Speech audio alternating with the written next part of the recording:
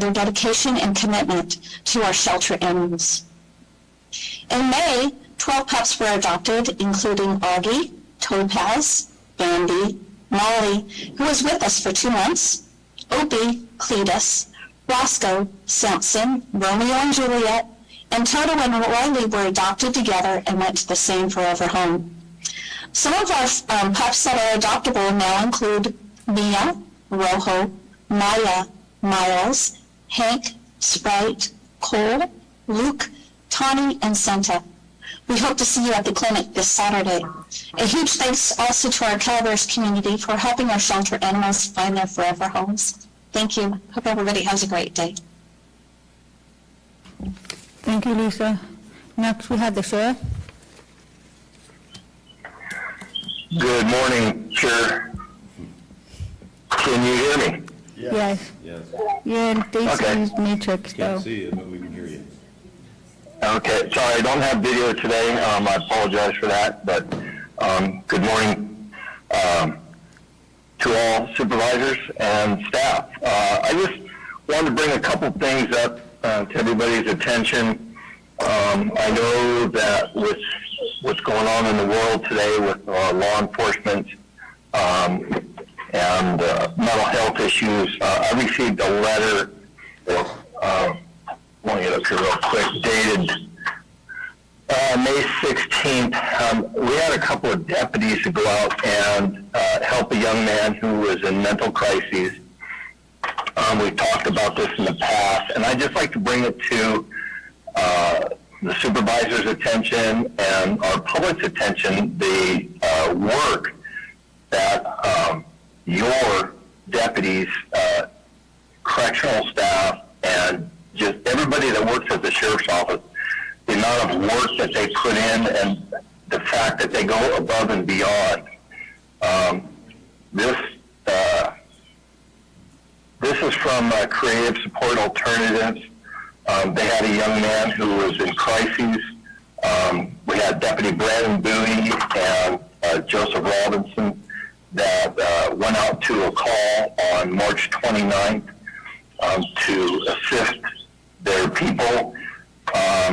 They just wrote a letter to say that they appreciated the professionalism, wisdom, and the compassion of Deputy Bowie and Joseph Robinson as they calmly spoke to their client. They were able to gain the client's trust and support, and they were able to get him to willingly go to the hospital for an evaluation. So I just want folks to understand that your deputies in Calaveras County go above and beyond to help the citizens of their community.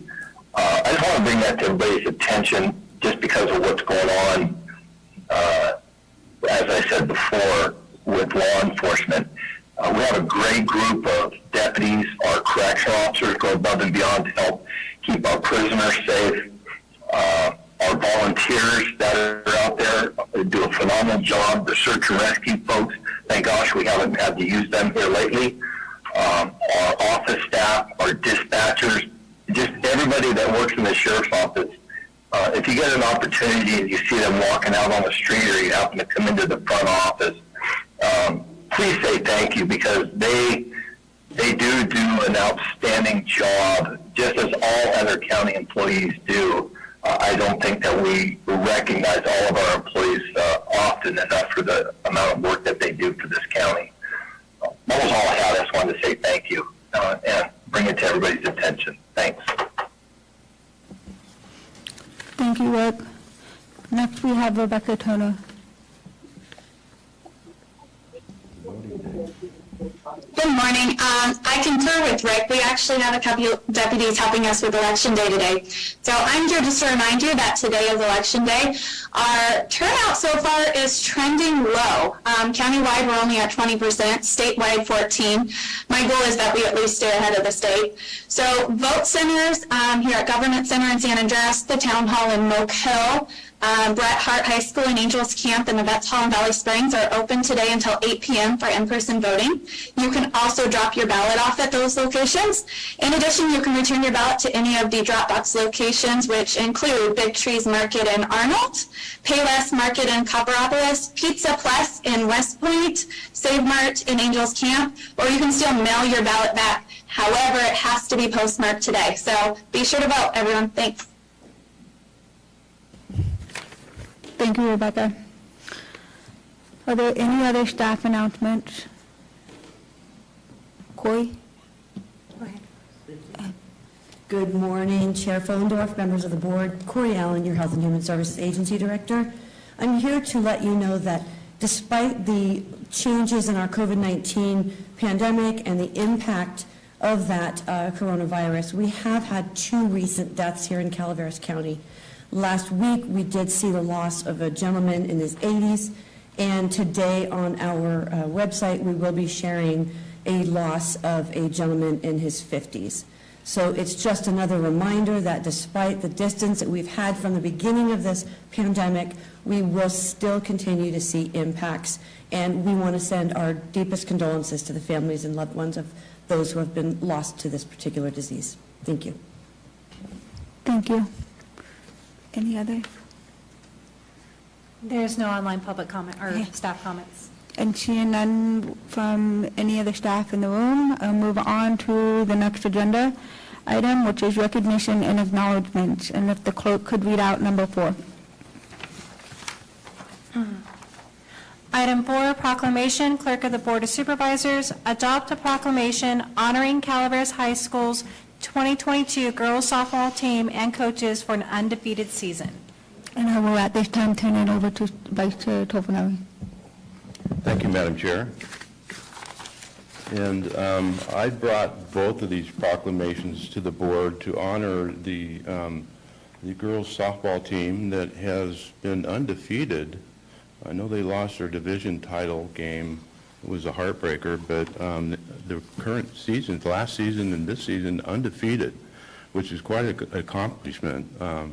And the boys team won the Section San Joaquin, Sac Joaquin Division 4 title, and they had a great season also, actually 2 seasons. Last season they were 13-2, and there were no playoffs last year for either softball or baseball. So we didn't get to go to a championship game or even be in a playoff for it last year for either one of them because of COVID.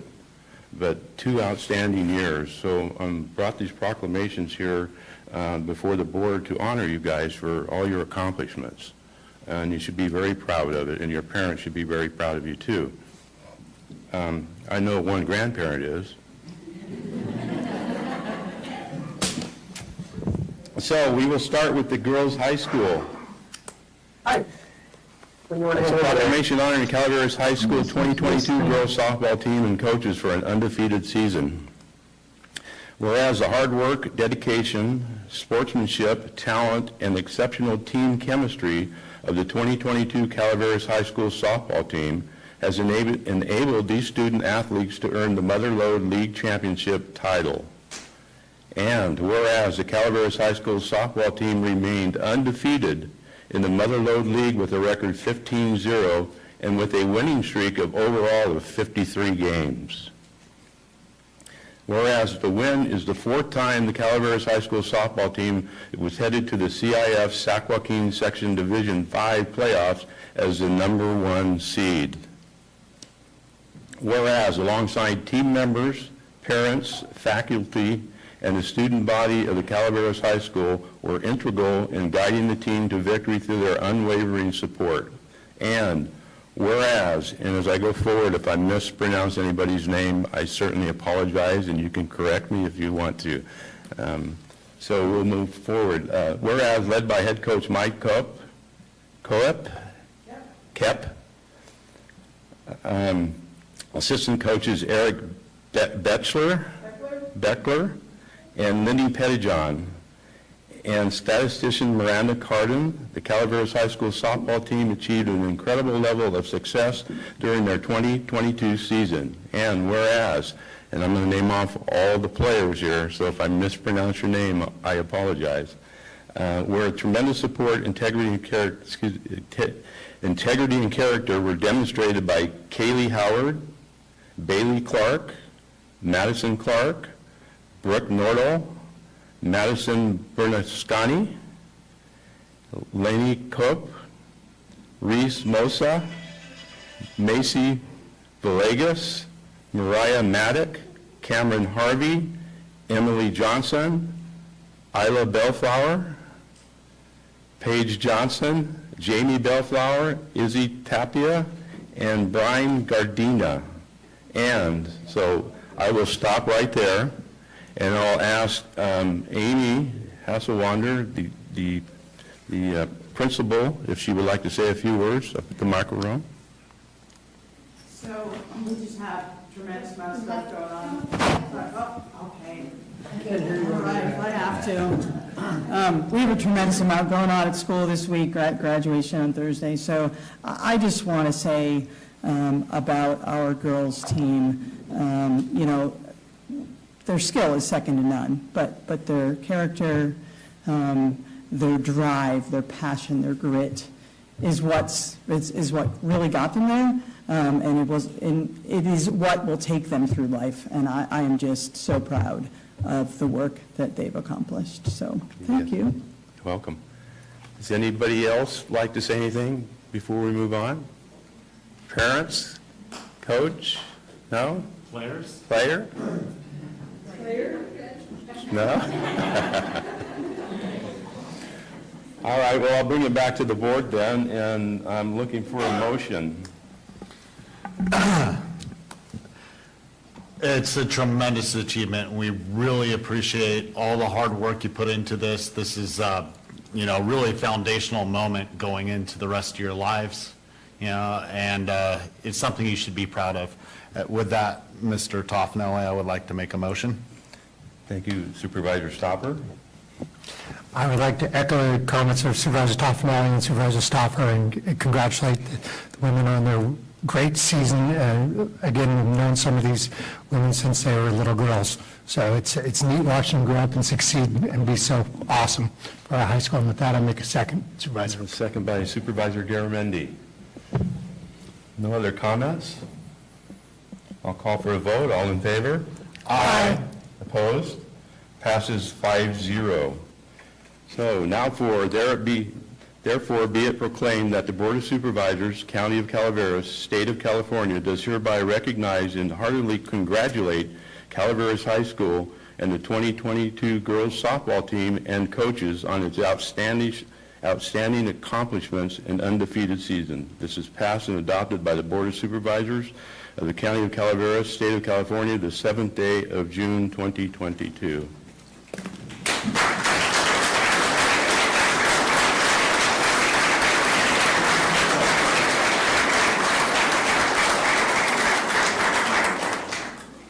And if I want to get... The coaches and the girls players, please come up. Just Well, then bring everybody else come up. come up together. You'll accept them on half the team. The rest are that invested in their academics. That's phenomenal. Absolutely. Come on right up here. This is for you. Thank you. This is for the school. For the school. And then this is for the rest of the players. We will get them out. We can get it. Open it up. Okay, ready? 1, 2, perfect. Thank you.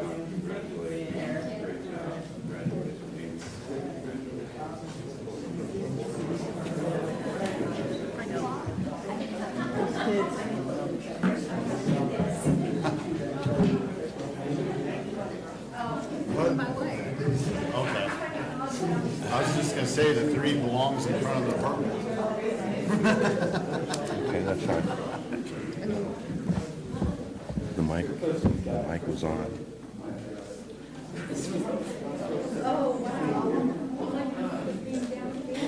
Okay, we'll move on to item number 5, which is our separate proclamation that I know Vice Chair wants to get to, excitingly. So clerk, can you please read that out? Yes. Item 5, proclamation, Clerk of the Board of Supervisors, adopt a proclamation honoring Calaveras High School's 2022 CIF Sac Joaquin Section Division 4 Baseball Championship. And again, I will move it over to Vice Chair. Thank you, Madam Chair. And again, as I said earlier, congratulations. This team recorded history for the program at Calaveras High School with their division championship against Maryville last month. It's been in May already. It's already been a couple weeks down the line. Congratulations to you guys, and congratulations to your coaches and all the parents that came out every week to watch you guys play. So we will move on with the proclamation. And again, if I pronounce your name wrong, you can correct me, or your coach can correct me. But I want to make sure we have them all pronounced correctly.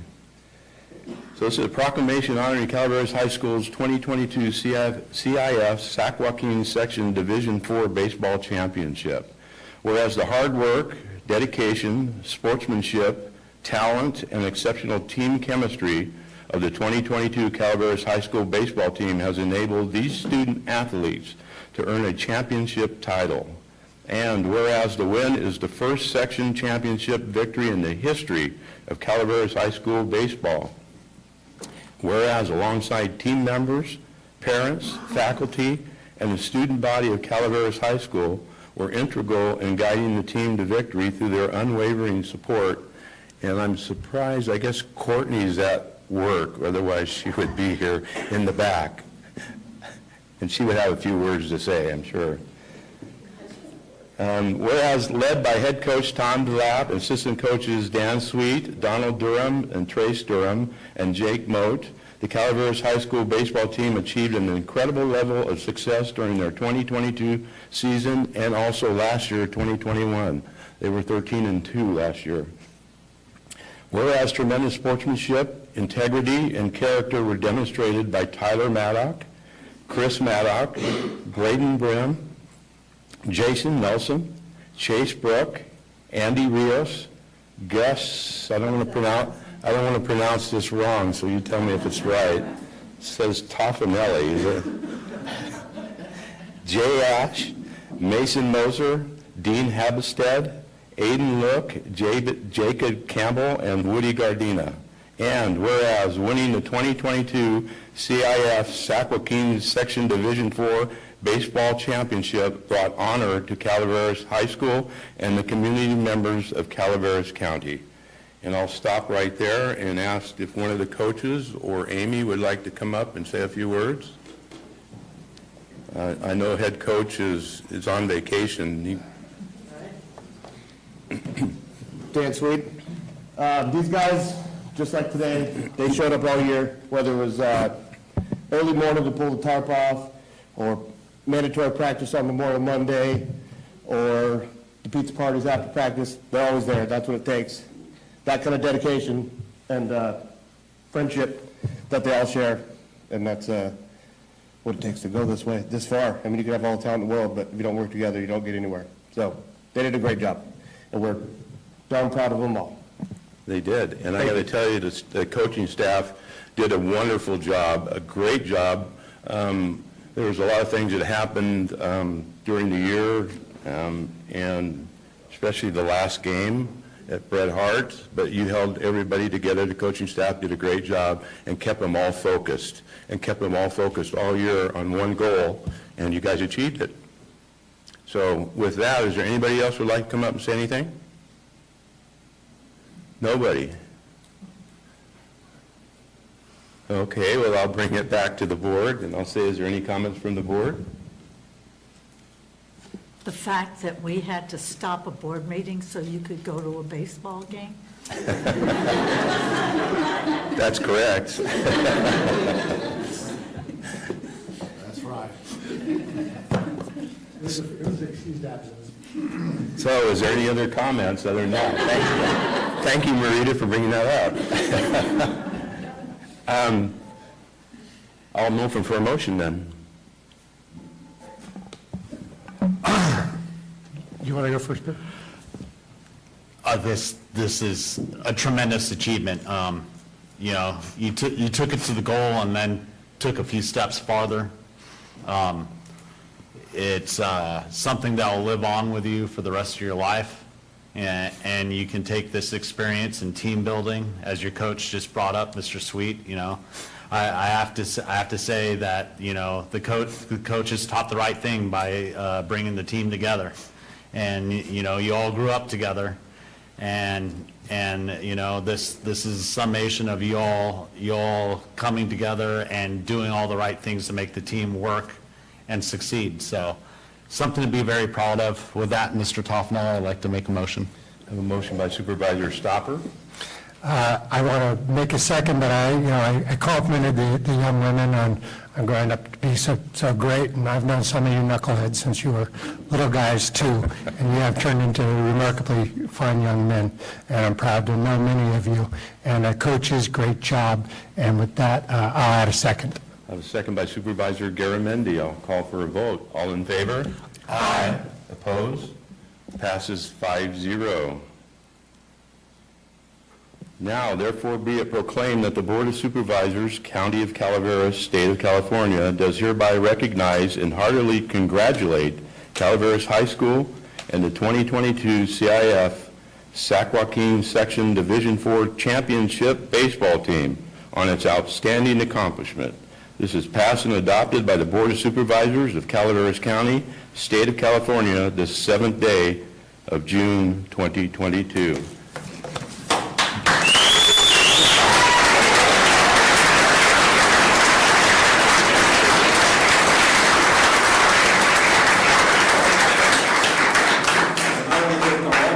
Team up here and the coaching staff.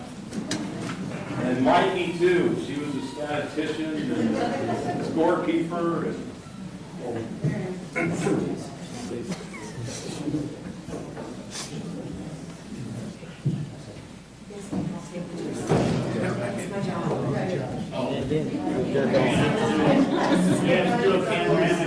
Well, I do not have someone up there. Okay, I'll wait.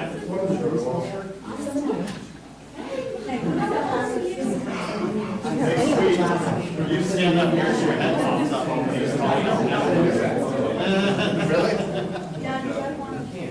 Really? Hey, Durham. Yeah. Donald. Stand up here.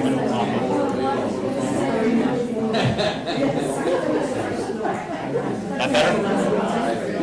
Hope that works for you. You don't have to listen to me.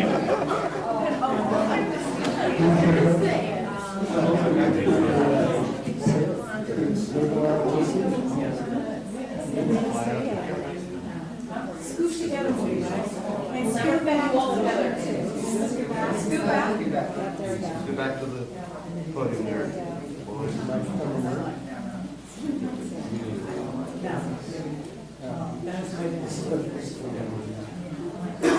Scooch together the best way you can. Otherwise we'll never be doing anything. All right.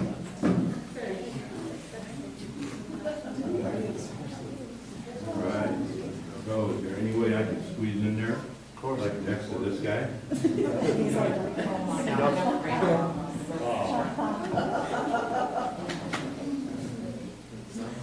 One, two, three.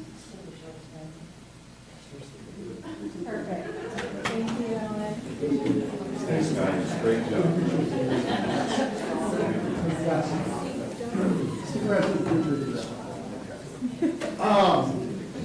You can have the rest of your day off of school.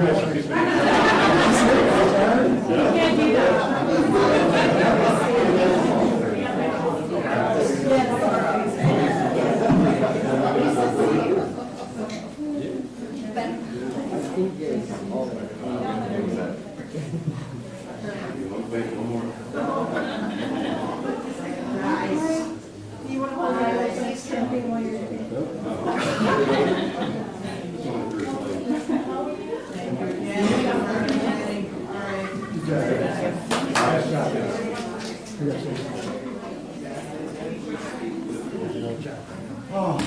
Thank you. Thank you.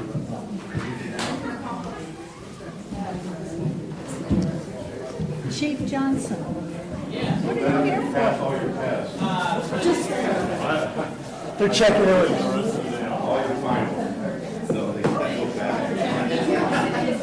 They're checking out probation on the way out.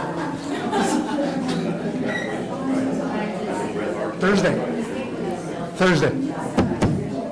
Graduation's Thursday. Right?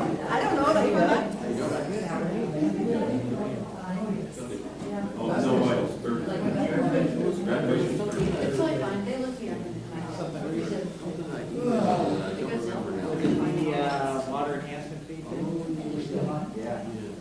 Yeah, so we got planning saying, we're going to require a subdivision.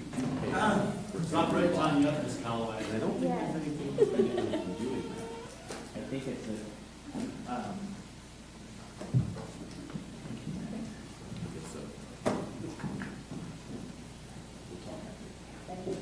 Okay, thank you. Next, we'll move on to the next agenda item, which is the general public comment. Any item of interest to the public that is within the subject matter jurisdiction of the board and is not posted on the consent or regular agendas may be addressed during the public comment. California law prohibits the board from taking any action on any matter that is not posted on the agenda unless it's deemed to be an emergency by the Board of Supervisors. At this time, is there any public comment? And I will start on with the Zoom. Yes, we do. Andrea Kingo? There we go. Andrea? Hi, good morning. Can you guys hear me? Yes. Okay, good morning. So again, this is Andrea Colby-Pinkham from SCIE 1021. We have some concerns over the proposed budget and personnel changes for fiscal year 22-23 that we are eager to discuss with human resources and the department heads. Unfortunately, scheduling has been difficult. And additionally, I would be remiss if I did not mention the much talked about class and comp study. There have been promises made by human resources that did not get upheld. And this creates distrust amongst the membership, which is regrettable, but was absolutely avoidable. So with that, I hope you guys have a great meeting and a great day. Thank you. Is there any other online? There is no further online public comment. Okay, and Madam Chair had to step away. She had an emergency phone call for a minute, so I will take over. Is there any public comment out in the audience? Seeing none, we'll move on to the next item, which is the consent agenda. And the consent agenda items are expected to be routine and non-controversial. They will be acted upon by the board at one time without discussion. Any board member, staff member, or interested party may request removal of an item from the consent agenda. Is there any board member wish to remove an item? Is there a staff member wish to remove an item from consent?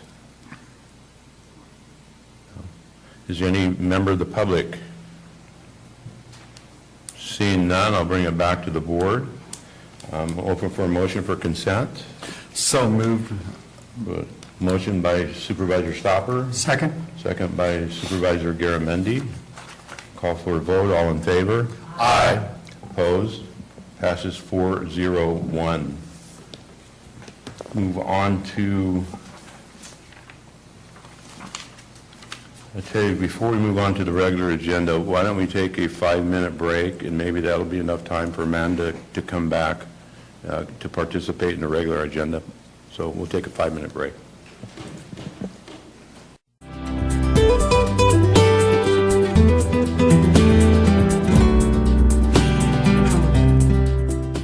Okay.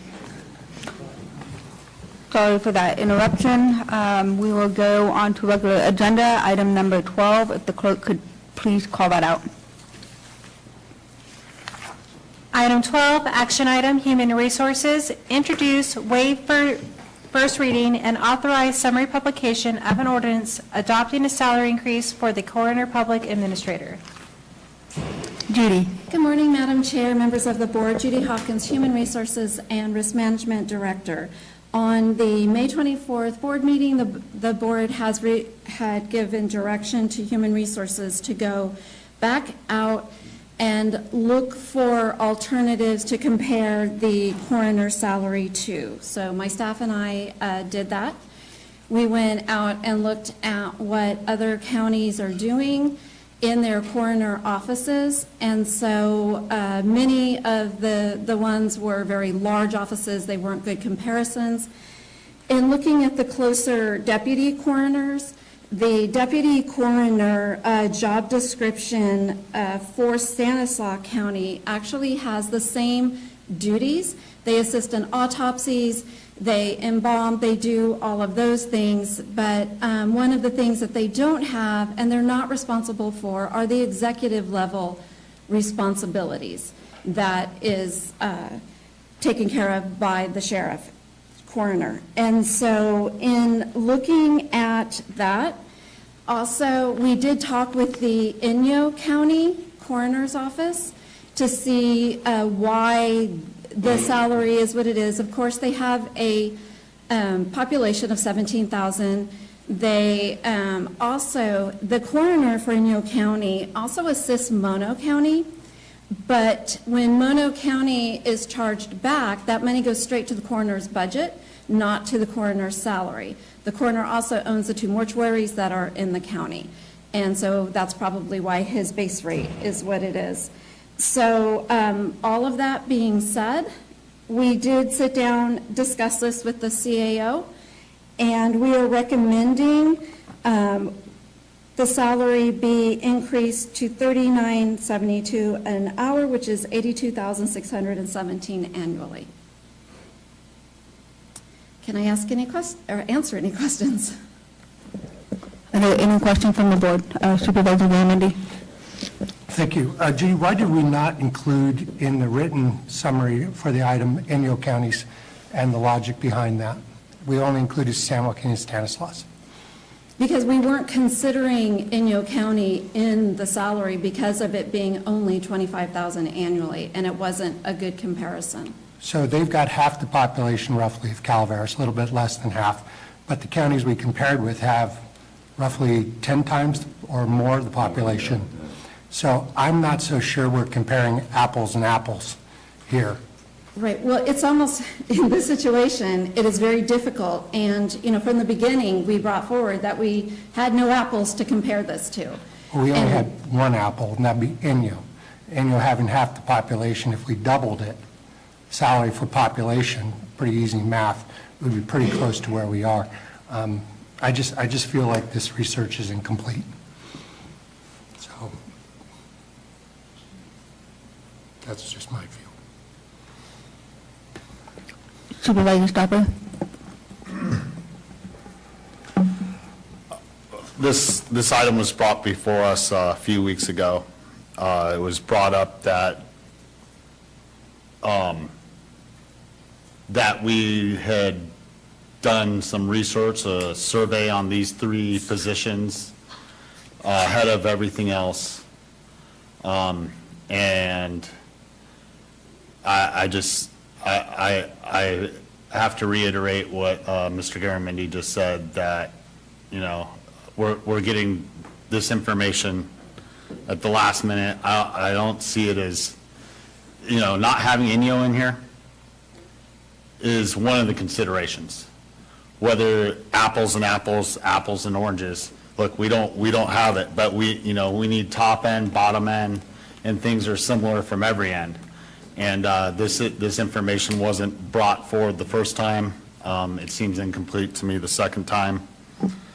And that's just my position as of this time. Supervisor Callaway? I think we're trying to find something round to put in a round hole, and staff has continually said this is a difficult position to compare to.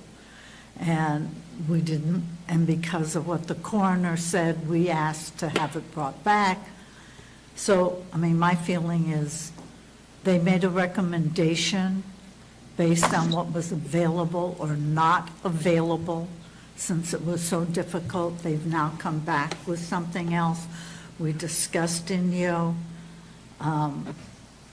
and really due to the pressure that we received from the coroner at board meeting, we asked staff to come back. I just feel like we were sort of searching for something that just might not be there. And even if we say, okay, let's put it back and add INYO, I mean, we're doing this because of the pressure that we received. And I just think we either accept this or we bring it back again. I don't know, Ms. Hawkins, would it make much of a difference if we double what INYO gets and add this? Is that going to make much of a difference? It will make some difference in the averaging, but, I mean, it comes down to, this is, there's not a clear comparable. We are trying, we looked closely at duties, we looked closely, but we can look at INYO again. One of the things that we were not able to get in the time frame that we had was what Mono County is charged back, to add that amount into the, I also think that INYO is not a good, clear comparable, because first of all, the coroner owns the two mortuaries in the county, and so he is working at a rate that most people would not work at. And so it is, I don't see where INYO is a good comparable in any way, shape, or form. Now, in INYO County, that he owns the two mortuaries, right? Did our coroner not say that he gets paid a salary from a mortuary here in the county? Is that not comparable with an extra salary? I think owning two mortuaries is different than working for a mortuary. Yes, it is much different, but at the same time, you're taking salaries from either way. It's owning a mortuary and getting paid by the mortuary. That either way, you're taking a salary. So there is very much a comparison there, from my perspective. I agree. I mean, I specifically asked for this to be included, and it wasn't in the report.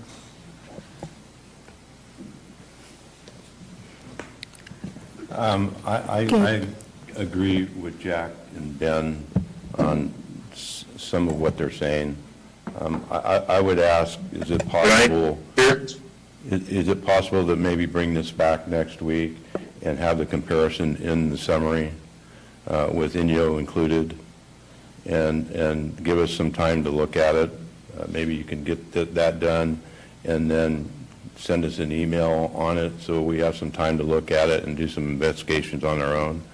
You think that would be viable, something you would look at? No? We've seen this twice. So you want to move on with what we have in front of us? Is it possible to say something, Ms. Corner? Who is it? Kevin. Oh, hi, Kevin. Yes? Yes. Go ahead. Okay, well, I didn't have this agenda submittal in my hand during the meeting last week, and I wasn't there to pressure you. I get 15 cents is ridiculous. Okay, and I look at the way the raises were done here, and in my mind, it's all discretionary. I mean, the sheriff got a 25% increase, the district attorney got a 16% increase, based on discretion as far as I can see.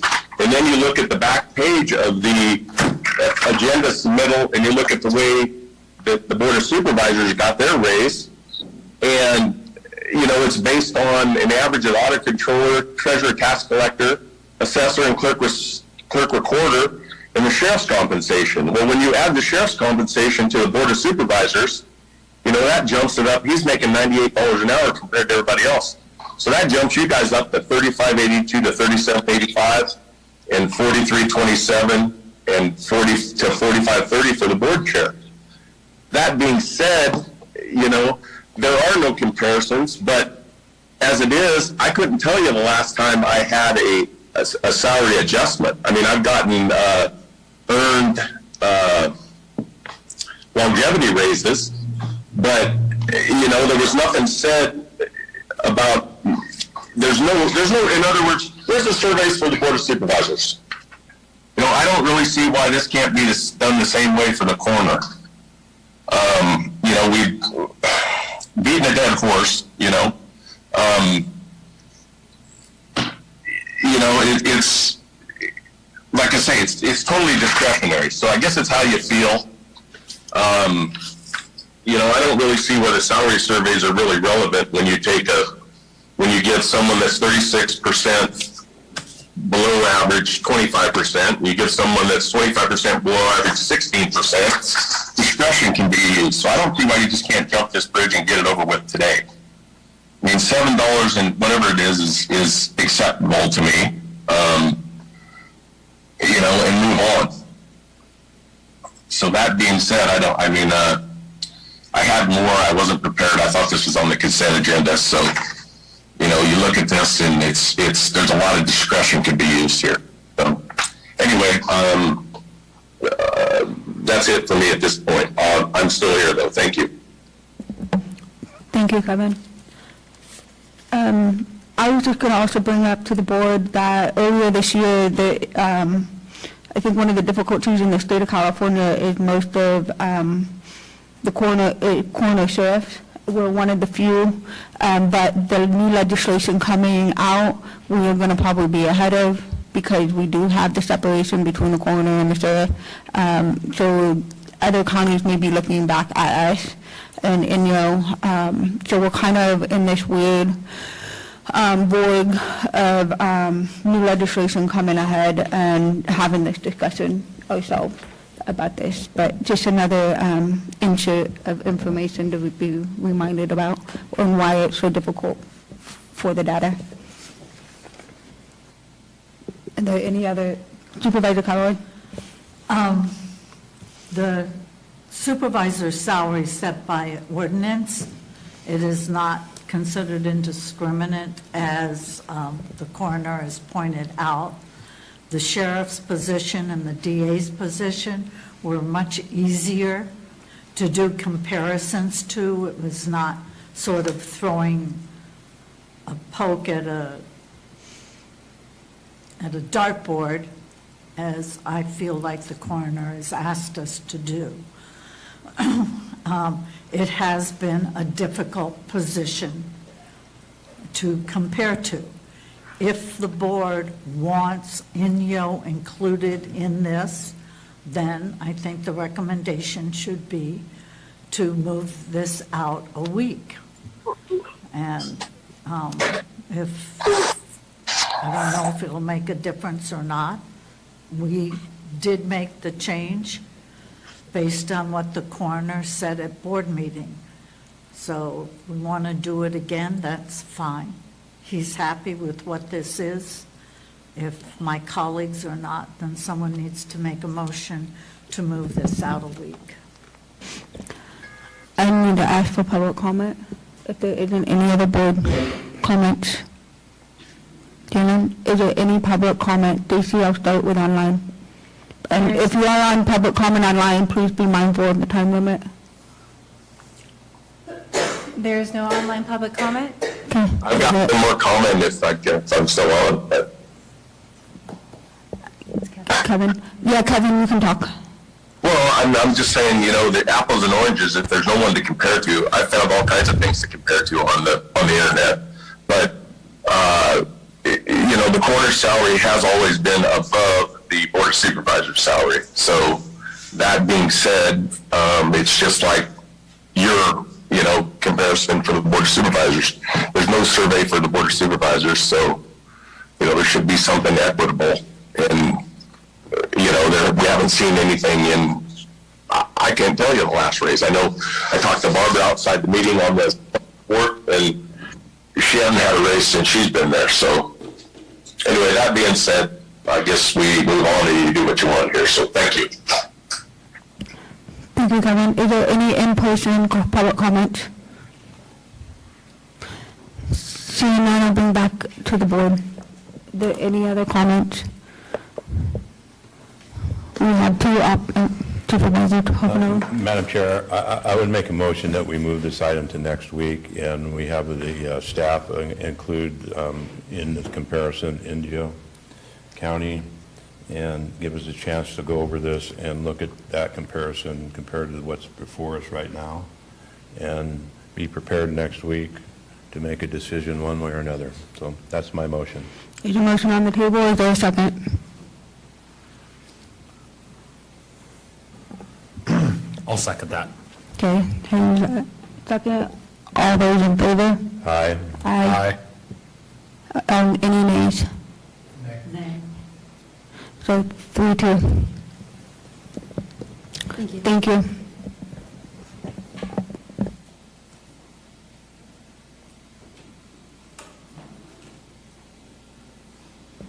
Next we have agenda item number 13. Clerk, could you please read out?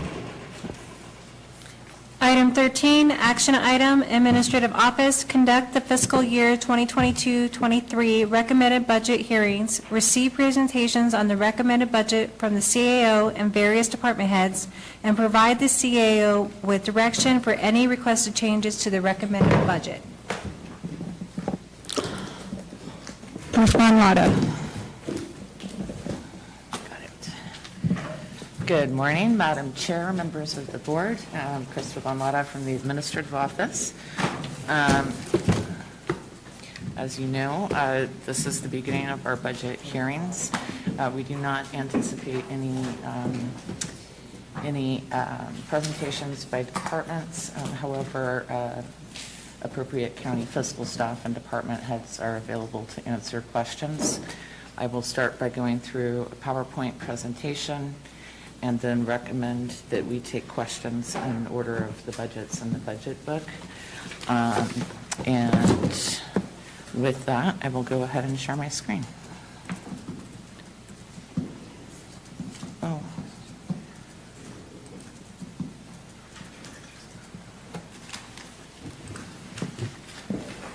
I'm getting a message, Stacy, that I can't. Are we doing the PowerPoint?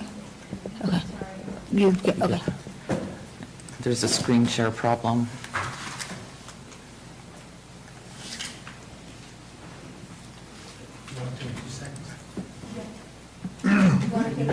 Sure, while you share it. Okay.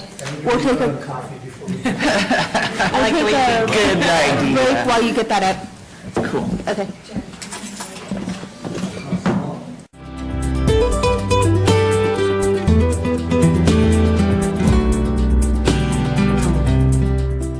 Up and running, and this time I will turn it over to the CAO.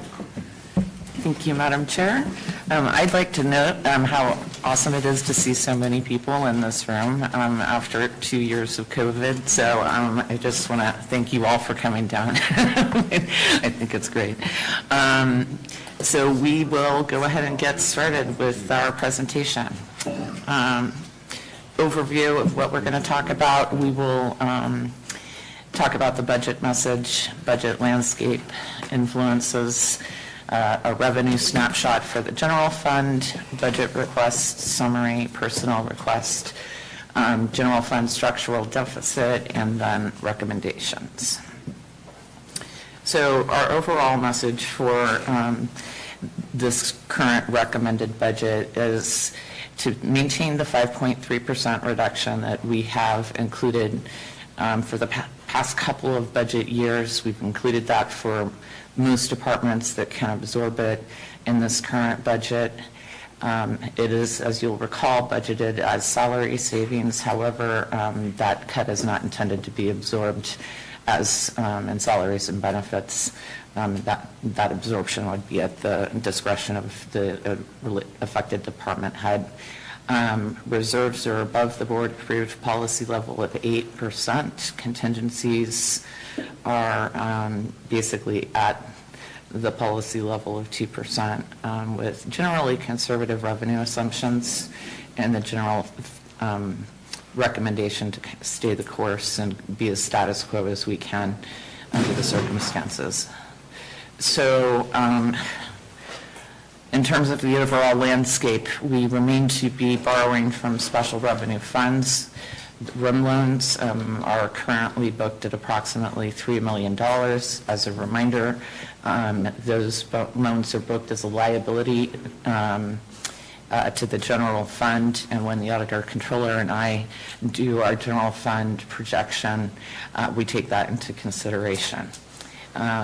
Also, American Rescue Plan Act ARPA funds are included in this budget and have been budgeted for 2 CIP projects for the DA building, 3 rather.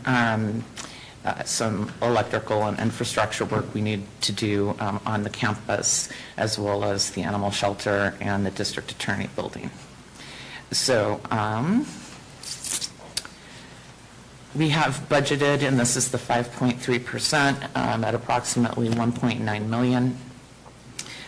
Fund balance is projected to be at $6.8 million.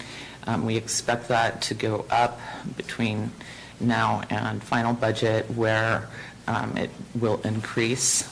Last year we saw a budgeted increase, or a fund balance increase in the general fund of over $1 million. If we're fortunate, we'll see the same this year. Our teeter transfer to balance is at $1.6 million, contingencies at approximately $1.4 million, and general fund reserve is at $5 million. So, pardon me. So again, fund balance projection at 6.8. This is about $200,000 lower than what we were projecting this time last year. As I was just mentioning, last year our funding fund balance went to 8.2, substantially higher than the prior year. So these are solid fund balance numbers that we're seeing here.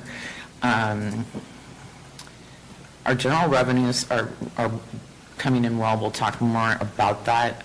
We had been conservative for the last couple of budget years. And, you know, COVID obviously was not something that we could really predict was going to happen. So we increased our revenues in this current fiscal year, but they are coming in substantially higher than what we projected for things like sales tax and TOT. So salary savings we have calculated to be $6.6 million, and that's taking into consideration the salary savings that we have budgeted, plus the salaries and benefits that are currently in our budget and are not expected to be used between now and June 30th. And in this current fiscal year, we are not anticipating to make a teeter transfer to balance. So in terms of forecasting, generally, I mean, there are multiple ways to forecast, but if we budget conservatively, then what happens is we see the larger fund balances at the end of the year. And the idea there is that we don't have to go back to the board for additional appropriations. It is harder to balance. That's where we get our teeter transfer to balance. We use up our fund balance. You know, these are not ideal scenarios. You know, if we were to take the opposite tack of, you know, really looking more closely at what we anticipate our revenues and expenses to be, we were to change some of our budgeting assumptions as it relates to salaries and benefits, then we would see likely far less, for example, salary savings at the end of the year. I don't recommend that, because then we're essentially budgeting 100%. Well, first of all, we would need to make additional changes, far more than we've had to historically make during mid-year budget, for example. And, you know, then we're basically eating up our projected fund balance in a different way. I mean, it is we could do it either way. Generally speaking, though, we are taking the conservative approach in this budget. So as we know, COVID-19, I think it's a likely economic downturn, but that's just my position. We're working on the compensation study, American Rescue Plan Act funds, I've mentioned, ongoing business impacts as a result of COVID and other unknown things that may occur, unemployment, CalPERS unfunded liability, Federal Secure Rural Schools Act, Measure G revenue. As we know, we have reduced for the first 2 quarters of this coming fiscal year, Measure G revenue by 60%, and then other unknown factors. So the revenue snapshot, as of early May, when we pulled the financial system data for our budget book, sales and use taxes were approximately $4.1 million, almost 4.2. That was a major increase over the adopted budget numbers, and that number I expect will be closer to $5 million when we close out the books. Prop 172, which tracks sales tax, is coming in at $3 million, so about a third more than we had budgeted there. And TOT tax, which is, again, these numbers are as of early May when we pulled the information from our financial system at I misspoke. These numbers are more recent than that. These are current numbers. TOT is sitting at about $2.7 million. So a massive increase of 56% over what we had budgeted in this current year. So sales and use taxes we're projecting will be up by about 900,000, recommending maybe 4.5 million. I want to be really careful here that I anticipate I will be recommending all of these revenue streams to be increased in the final budget. TOT has been budgeted at status quo. Here that would mean 871,000 in terms of general fund contribution, and approximately 435,000 to each of the Visitors Bureau and Fire. I want to be careful here to explain that historically, for the last several years, we have used a 25% allocation to fire districts, roads, the Calaveras Visitors Bureau, and Sheriff's Department. So if we were, in this past year, what your board directed was that we would look back at final budget when we finally knew exactly what our closing fund balance was for in TOT and Prop 172, and go back and then make the adjustment for what 25% of what was in this current fiscal year. So a fixed number based on what happens in this current fiscal year then became, the prior fiscal year, but became the budget for this year. If the board chooses to go that direction now, then those allocations will be substantially higher. It would be something to the effect of 1.5 million in the aggregate going to CVB and the fire districts, and approximately the same amount going to, in the aggregate, the Sheriff's Department and the Roads Department. There are other ways your board could choose to allocate these funds. I will take your direction and ask for any feedback that you have, if you'd like to have that conversation now or after the presentation, perhaps. In terms of Measure G, we dropped it to 1.8 million. Again, there's a lot of motion right now in the industry with our tax structure, that has been reduced for the first 2 quarters of the year. It is possible that I will be recommending to increase that figure. I think it's likely that I will be increasing that figure at at final budget, but that is certainly something that we need to be keeping in mind. So, a revenue trend,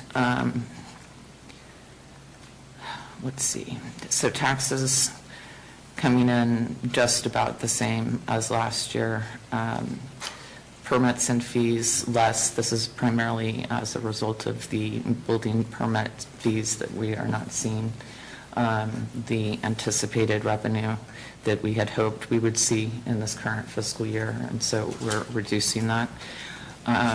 In terms of state revenue, this is an increase primarily as a result of the jail-based competency treatment contract through the Sheriff's Department, and that is where we're seeing primarily that huge jump.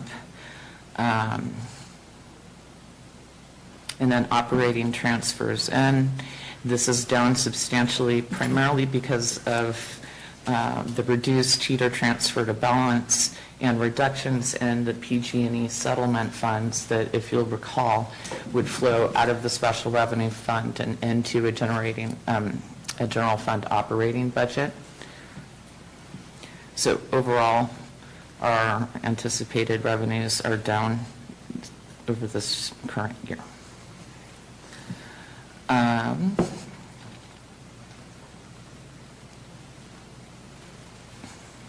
Great. So in terms of appropriations by major fund, general fund is at 72 million, so that's down for reasons I just described. And you'll see it here also in Public Works, again, for reasons I've just described. Otherwise, capital improvements, that's due to the ARPA funds. That increase is for the animal shelter, the DA building, and again, about $500,000 worth of infrastructure work that we need to do at the Government Center in order to be prepared to erect a DA building.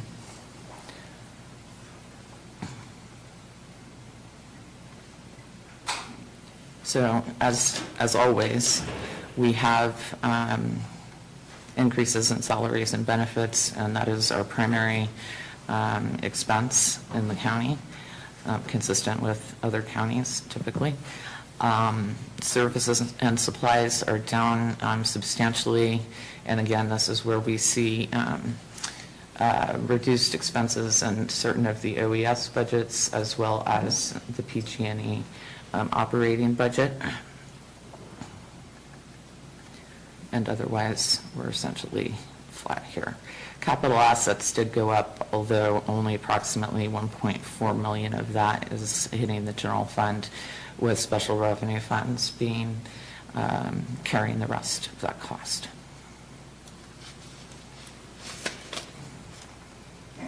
So if we'd like, we can look at the spreadsheet now for personnel.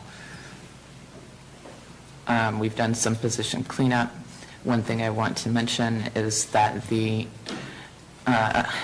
Department of Emergency Services actually obtained, since the development of this budget book, a grant in the amount of approximately $150,000 that is specifically for staff, a grant analyst, to work with wildfire mitigation and seeking grant funding for those types of projects, as well as someone who could facilitate the work that we'll be doing under the Good Neighbor Agreement that we have your board has approved with the Forest Service. That is not in the budget book. My recommendation here is that we add that to the position control list item that Human Resources will bring to board at the last meeting of the month, and then we will adjust the revenues and the expenditures and the final adopted budget for September. We've also got capital improvement projects and capital assets, again, approximately 1.3 million by the general fund.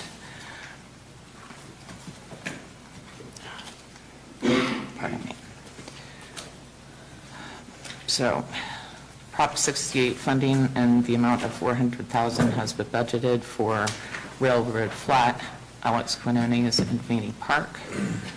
If you will recall, our community organizations budget last year, we included $10,000 per supervisorial district. We have rebudgeted the funds that were not expended in this current year, and consistent with last year, I am recommending that we include those funds that can be used in essentially the same way. So we may need to make public benefit findings, but that's simple enough to do for our nonprofit partners in the county. So just a question, you're recommending, did we do the 50,000 thing again this? Okay. Yeah, as well as rebudgeting. Is there any funds left from last year that weren't spent by the districts? I do believe one supervisorial district still has funds outstanding and also. She just said she's encumbering it into this next year, so that's. I have plenty of good things to use on Ms. Callaway. I was able to use other monies on the roads down there. I'm still waiting for staff to do my public funding benefit. I just asked a question. Wait. So are we carrying that, asking to carry that over and add another 10 to what's ever left in those other? Yeah. No, okay. Instead of dispersing, if he has 10 grand, there's 5 districts, 2 grand each. And I apologize, Supervisor Fullendorf, I wasn't aware that. Just got a no vote, Mr. Toffenel. I could still log. Krista, do we each get another 10 for this coming budget year? Yes. Thank you. Plus Ben's too? Okay. Unless anyone has questions on the debt service slide, I think I'll move along. All right. So looking at the REM fees, this is where we've got a balance of approximately $11.6 million. That is before the REM loans. After the REM loans, balance of approximately $8.7 million. And that was based on the fund balance that was in place when we developed the budget book. So we will update this slide after the close of the books when we bring this back for final. Teeter. So much less of a transfer to balance this year. Projected fund balance as of June 30th is at about $6.2 million. We have budgeted, again, the annual contribution to the general fund. We've got our $1.6 million budgeted transfer to close the books. And then we've got our Teeter fund projects at about $1.65 million, plus our estimated revenue. If all of this were to occur, we would be sitting at a fund balance of $3.4 million.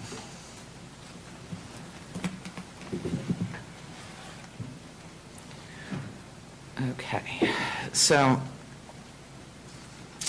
as we've discussed, approximately $6.8 million projected in fund balance. We think that's conservative. It was about $7 million at this time last year. When we closed the books, it went to $8.2 million. General fund contingencies are down from $2.3 million to approximately $1.4 million. Again, we are not intending to make a Teeter transfer to close our books this year, although we are using a $1.6 million Teeter transfer to close the gap between our anticipated revenues and expenditures. So there was also, just as a reminder, a 5.3% reduction to balance of approximately $1.9 million. So this is our structural deficit slide. We can see our total deficit for 22-23 because our revenues came in strong and we were conservative in terms of budgeting them. It's actually gone down from what it was in the prior year, so about $6.5 million that we are using fund balance and other transfers in order to close the books. Again, that's down from the 9 million primary driver, and that is our excise tax revenue that we have received, which is still strong for the year and coming in over budget, as well as strong sales tax numbers that were conservatively budgeted, are two prime examples. The prior year, and this is where we had very, very strong,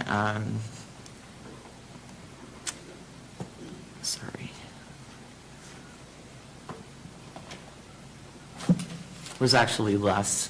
And then you can see this is where the year we did not have cannabis.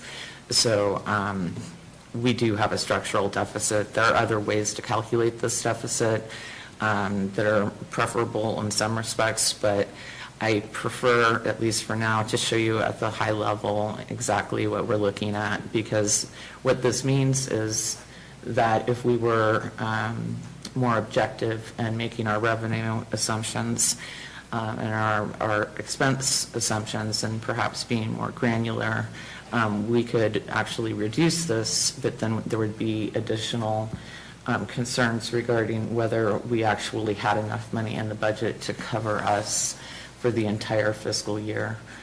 There would be more adjustments as a result of that.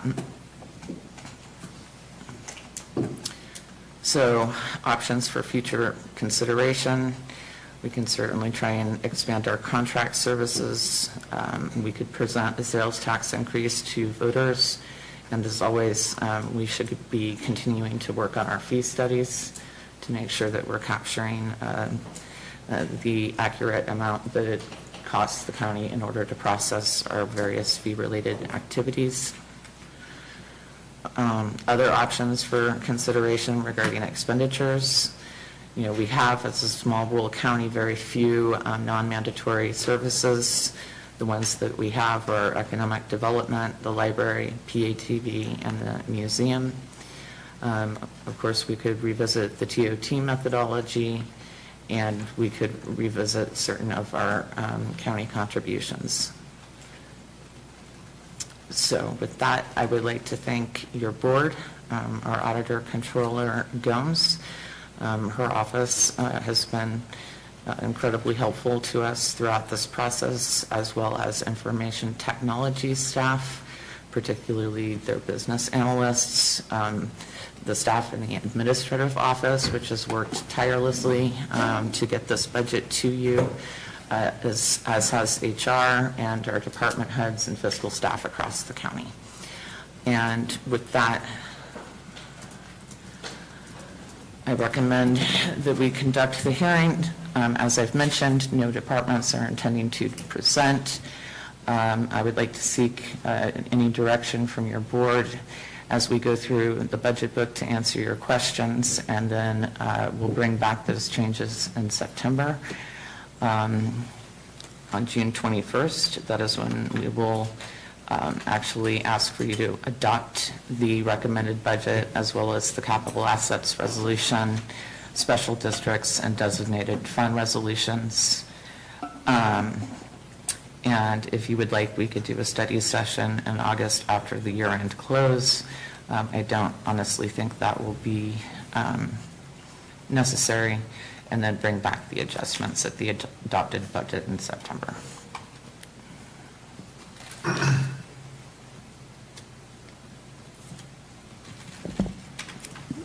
Thank you, Krista. At this time, I'm going to ask if the board members would... And a grant writer for fire issues. So can we discuss that real quick? Let me open the public hearing first. Okay, so before I do that, is there any questions on this PowerPoint before I do? Okay, so at this time, we'll open the public hearing. Supervisor Stopper, you're up. Thank you. Yeah, just real quick, I know these grants have a checklist. They have to go down and you have to follow certain parameters. It kind of goes hand in hand with something else I'm going to bring up, because we in the past have approved the hiring of a grant writer for the county. Mm-hmm. To the best of my knowledge, we haven't filled that position as of this time. Actually, that position, the incumbent matriculated yesterday. Can you speak up? Yes, that position was filled effective yesterday. So it is filled as of yesterday? Yes. Okay. Because, with that grant, now, back to the grant at hand, with the restrictions in place for hiring a person, is that also applicable to contract services? Outsourcing someone else to write those grants for us that can dedicate the time to the money? You're wondering if the funds can be used to contract out as opposed to getting a limited term grant analyst? I would need to confer with John Osborne, our OES director, if he's on. John?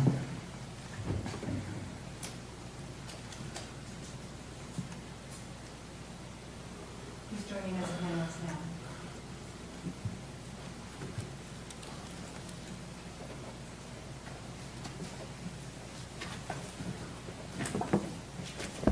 Hi, John.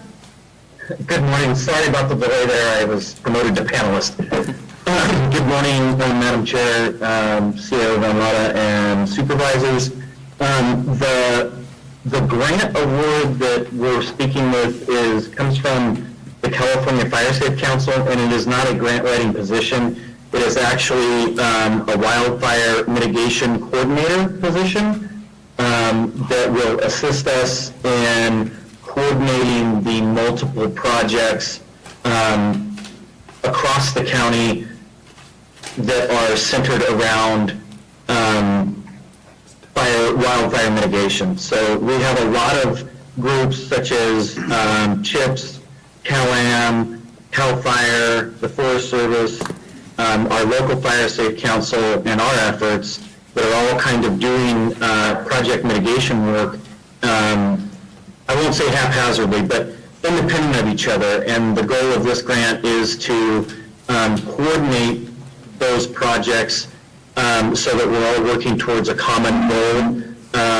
There is obviously some administrative capacity with this position, which would include grant writing, so that we could apply for mitigation funding to conduct projects. But it's not solely a grant writing position. That answers my question, John, very, very, very well. Thank you. Thank you. Yeah, so you can't really contract that out in that capacity. Well, that being said, sir, we could choose to do that, but I think that would be an arduous process, and it's an 18-month grant program. So we can eat up, 1/3 of the grant with RFPs and selecting a contractor versus having someone here live in our office. Yeah, I agree with you. Thank you. Thank you for the clarification. Right. Very welcome, sir. Thank you, Madam Chair. Thank you, John. Okay, so with that, we'll bring it back to the board. So I'm going to kind of ask what everyone's consensus is. Do you want to go tab by tab, or do we want to hit specific departments and work our way through? What is the preference? Like the sheriff's office? Madam Chair, I was thinking about this morning. I'd prefer to go tab by tab, and if we could see if anybody's got it, doesn't have an issue with, say, administration, we could just go on to the next one. Right. And if there's any change, polling, make sure that we're all on the same page. Okay, so then we will do what we did last year, and we'll start going tab by tab. So, first, Well, what? so we start with the message. You know what I mean. So the presentation did the first couple tabs, the overview, and revenue trends. At this time, we'll start with administration.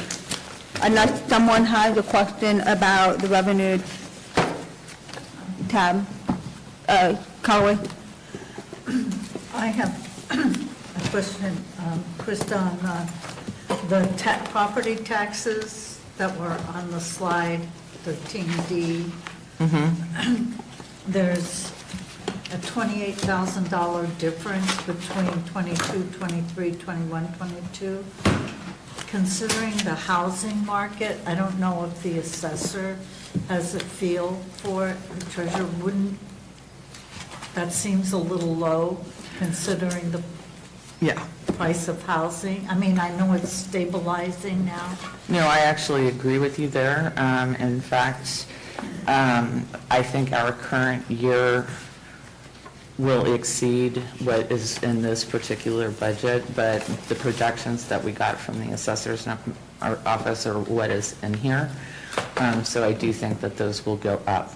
And I think when we see that last 5% that hits at the end of June, that we will be in excess of what we have budgeted for this current year. So that's the place where if I get revised numbers from the assessor's office, we'll make those adjustments in the adopted budget. Thank you.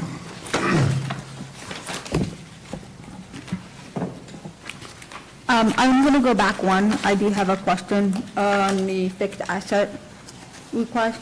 I know majority of some of these are rollovers from last year, given that we had issues with the chip and ordering vehicles. But as a overall county fleet management, we had a presentation a couple months ago. How are we implementing the non-rollovers into the overall county goal of our fleet? Sorry. With the new request?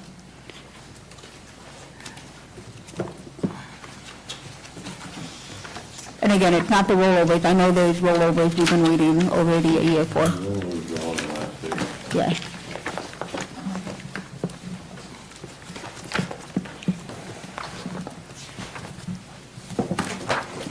Okay, so most of the departments some of the departments have put in requests for new fleet. yes, We have not made a county decision on what our fleet management is going to look like. correct. So how are we incorporating the non-rollovers, the new request, into this when we haven't even decided as a board, as a whole, what fleet management is going to look like? It's totally up to your board to give direction there. We can certainly remove whatever new request you prefer to remove. So you don't have a recommendation here? This is my recommendation. These are all what she recommends we accept. Yeah. Including a $10,000 envelope opener. I gotta see it. Which one's that, Gary? I want to keep my fingers away from it. That's, I think they're number 5701, is that like the fifth, sixth one down for the, excuse me, for the elections department? Omation 410 envelope opener, 9628. I just gotta see this thing. It's like a robot that you put in there and it opens. You can see it. It's already there? Yeah. No, it's already there. We just haven't paid for it yet. Could go back. That's curious. This would be for another one, right? We need two? We are vote by mail, so.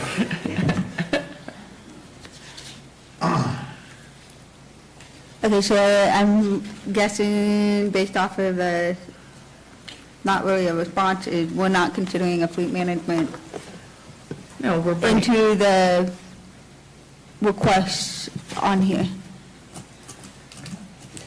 So we have direction to bring back a fleet management item in December. If your board would like to put a hold on purchasing capital vehicles in this budget year, pending when we have a fleet policy, I'm happy to do that. I'm not Well, clear. I don't think the sheriff will let us ride that one too easily in certain situations. So what you're saying is,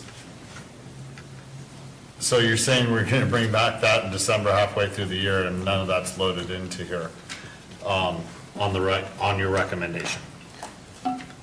Because the work hasn't been done yet, so yeah. Okay, That's why it's thank you. coming back at the end of the year. I do have a question on this. I'm glad we went back to this. We're going to be mandated here starting in 2029 with electric vehicles. And none of these vehicles that I see on here that we're purchasing, which is a short time away, are either a hybrid or electric. I'd like to know some more information about what you're recommending here and what these vehicles are. I mean, we have to start at some time here looking to at least start transposing over to what we're mandated to do. And I know it'd be very difficult for the sheriff on his at some point, and we may be able to get around some of that, but the other vehicles, I mean, at some point, we're going to have to be looking at electric vehicles, or at least some type of hybrid that we can use. Is that mandate for 2029 to be buying only electric vehicles, or you have to convert the ones that are currently fuel over? I think there's a difference. I believe, I don't have it in front of me, I believe it's that new vehicle purchases, and I want to say it's 100% by 2035, if I'm not mistaken. I think there's different targets at different years. But in 2029, we're supposed to be moving towards and having electric vehicles. Right. And that's the only purchases we're supposed to be making. But so if we're making these purchases now, what's the life of some of these? Right. And then we're going to be stuck with them. But in answer to your question, Supervisor Stopper, it's a new purchase, not that we have to replace existing. Yeah. Right, and I think if you'll recall from the discussion that we already had on fleet management, that while I agree with the hybrid, it would probably be premature to go for fully electric vehicles at this time. No, I'm not saying, I'm saying at some point, what's the life of these versus that, and then could they possibly be hybrids? That we could get a dual thing here on it. Right.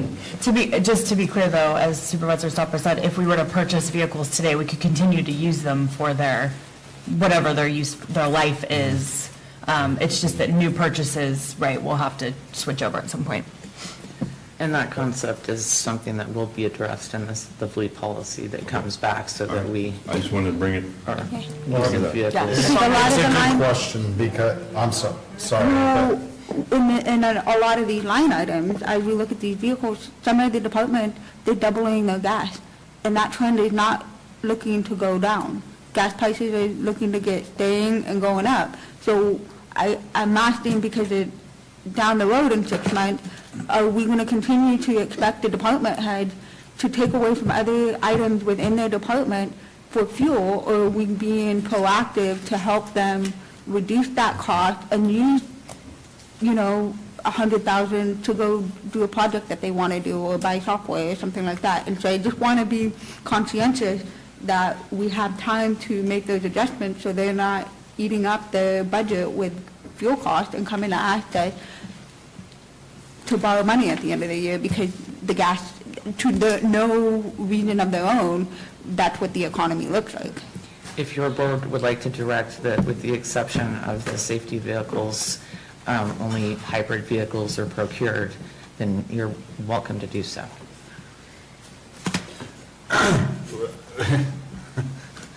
Which complicates the issue, because, cost now versus cost later on fuel. And then we have something coming before us in December to address this.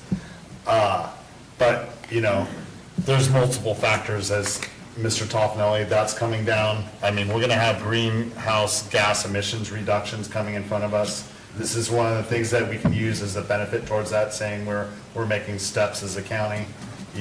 Whether we agree with it or not, this is something that benefits it. So, I mean, all in all, yes, we can find benefit with it. It's whether we want to pay the extra for the hybrid as opposed to the gas down the road. Either way, we're spending the money. Either way, we're paying money. Yeah. But once you purchase this, It's here. Yeah, and that's the cost, not going, like you pointed out, at the year end, we don't have any money left in our budget at all, and we still have 3 months to go because we used it all in gas. Sorry, Susan. Because we've used it all on gas. And so it's a decision we need to look at. I just wanted to bring it up. But it should be common sense. We shouldn't have, I guess, pointed, when we're making the recommendation, what's in front of us, is everyone using the basic common sense and discussion, because some of this stuff, it shouldn't have to be sitting at us making that ultimate decision when you, especially if we haven't done a fleet management program, which will be, anyways. If that's your recommendation, then I just don't want to be hearing about it again. I don't understand what a fleet management program would have to do with how we buy vehicles, because, I mean, to me, they're separate. Setting up a fleet management program. I mean, you know, Gary talked about the gas, but if we start, can all of these vehicles be hybrid? Will they serve the need of the department? If they're hybrid, can you get a all-wheel drive hybrid vehicle? Oh, I know you can. It's four-wheel drive. I mean, going to electric vehicles, then we're going to have to pay to put in charging stations at off-site locations, which I think we should start doing anyway. I'm not sure why the decisions have to be the same. Having a fleet management system, which I think we've discussed before, and has to do with this. If a department, if the direction would be, can you buy for HHSA an SUV hybrid vehicle, that's what we would prefer you do, then we could give that direction. Sure, if it's possible, yeah. If it's something that fits their need, or a Ford F-150 truck, can it be purchased as a hybrid? Yeah. We could give that direction. Sure. Now.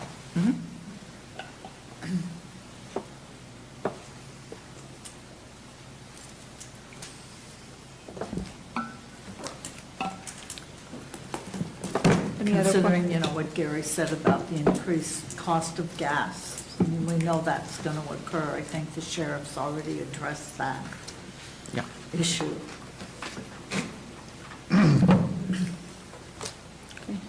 Any other questions on fixed asset?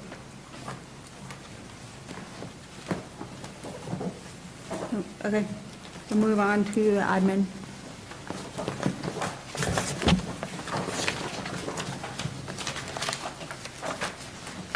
So, Madam Chair, I guess I'm not clear. Are we supposed to say, yeah, we're okay with this, but give direction to if they could? Or are we just, what are we doing? I mean, I feel like we've just sort of... Well, I'm not going to do it without a fleet management program. I mean, I'm not going to nitpick every department. I figured it would be common sense, so. We could say that, I mean, some of these vehicles are already put out for, and people are on waiting lists, that there's a substantial wait there on certain vehicles. Some vehicles can't be rolled into that. But personally, I'm in favor of recommending that in the cases where we can get a hybrid, such as this all-wheel drive vehicle that I was just looking at for Health and Human Services, I think a hybrid would work. I mean, a hybrid uses both fuel and electricity, so they aren't going to get stranded out in the middle of nowhere if they run out of electricity. And at that point, you know, we may see the benefit in the future. You know, I think we as a board could say right now, we would, you know, in the cases where we don't already have these out on waiting lists, can we please start moving towards looking at what the options are and possibly getting a hybrid if it's available? I support that. There's two staff members that have comments. Sorry, I didn't see you guys. Gabriel and Leslie. So I'll start with Gabriel because you are on the screen right now.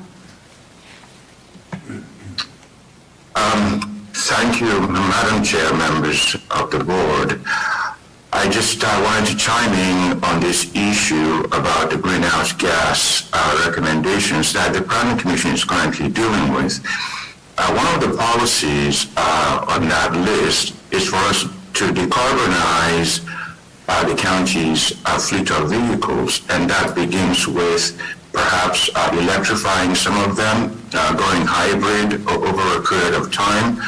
But I think it would actually be a good policy for the county to show leadership in this particular direction, because ultimately, by the year 2030, we're supposed to have reduced the number of greenhouse gases within the county by a particular percentage. So the Planning Commission has spent this is about the third meeting now, kind of going through that list. So I have been speaking with some organizations and businesses that can actually provide us with electric charging stations, either at an agreed upon location or at the government facility. So we're not too far away from making this a reality, but my recommendation would be that if we're going to purchase any vehicles in the near future, this is year 2020 by year. So within the next 10 years, if you're going to make any purchases, we may start by incrementally starting with maybe hybrid vehicles, and then when we have an ample amount of charging stations,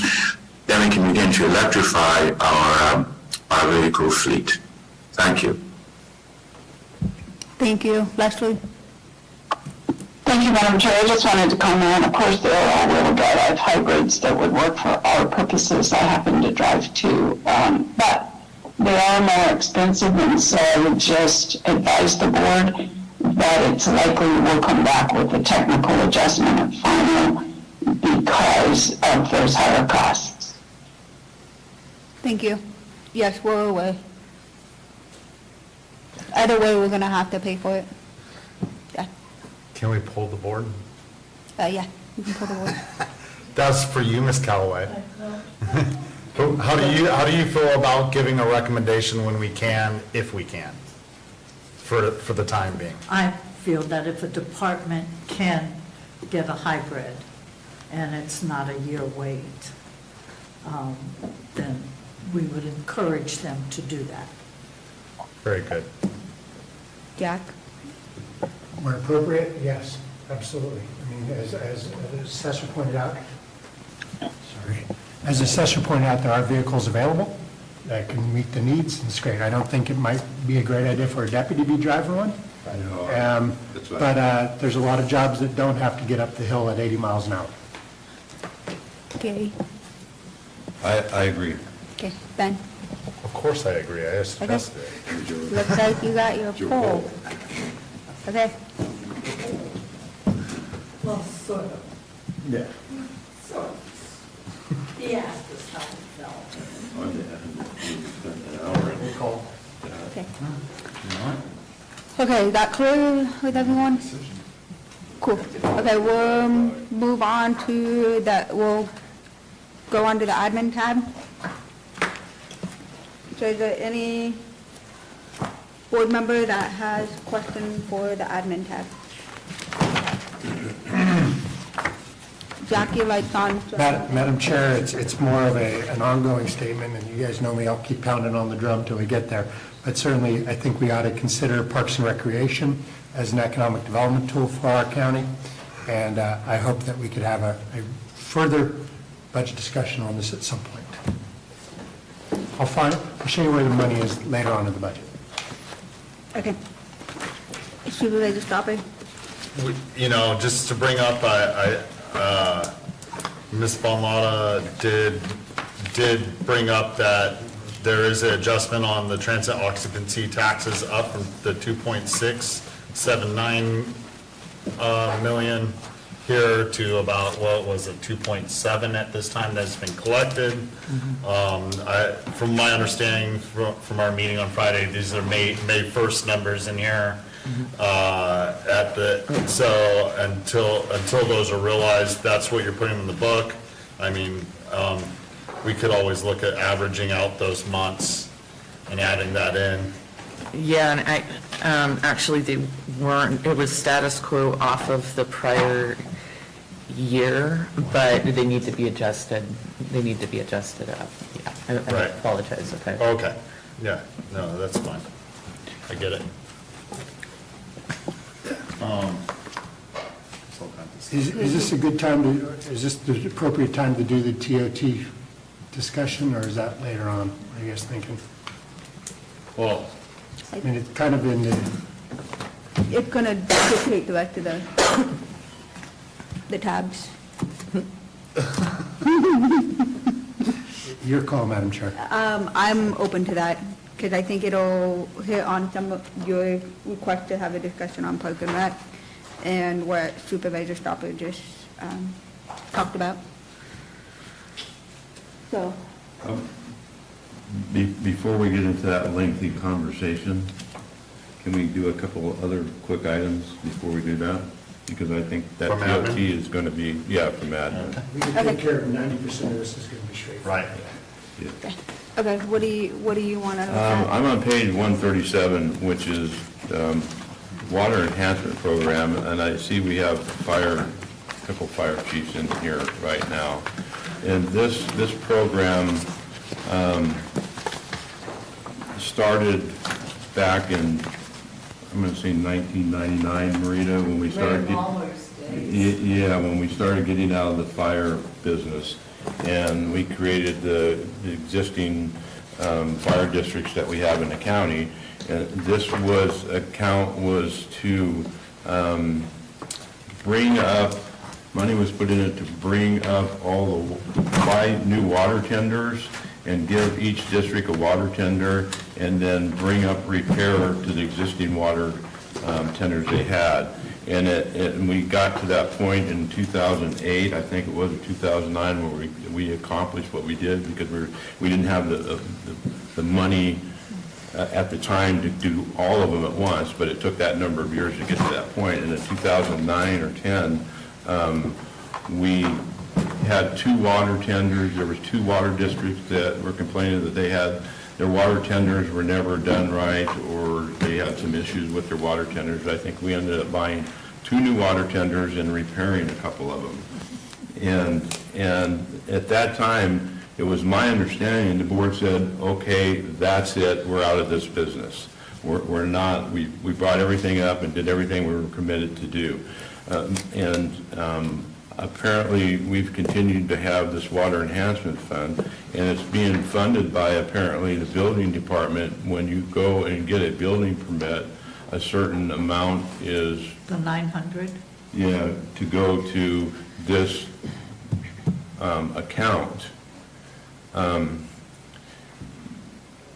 I think we got out of the water business, and I'm not trying to shut anything down here, but I'm just thinking that perhaps if the permit is pulled in what district it's pulled in, the money should be deposited in that district's account. And then we're out of this, completely tracking this all together, and each district is getting the amount that the permit is being pulled from their district to maintain their water tenders and so forth. I was really surprised to see this again. And there's an amount that's been transferred into it. We're looking at about $273,399. That's a substantial amount of money for water tenders. I think the districts through their JPA are looking to buy 10 new water tenders and replace all of their water tenders. That's a substantial amount of money.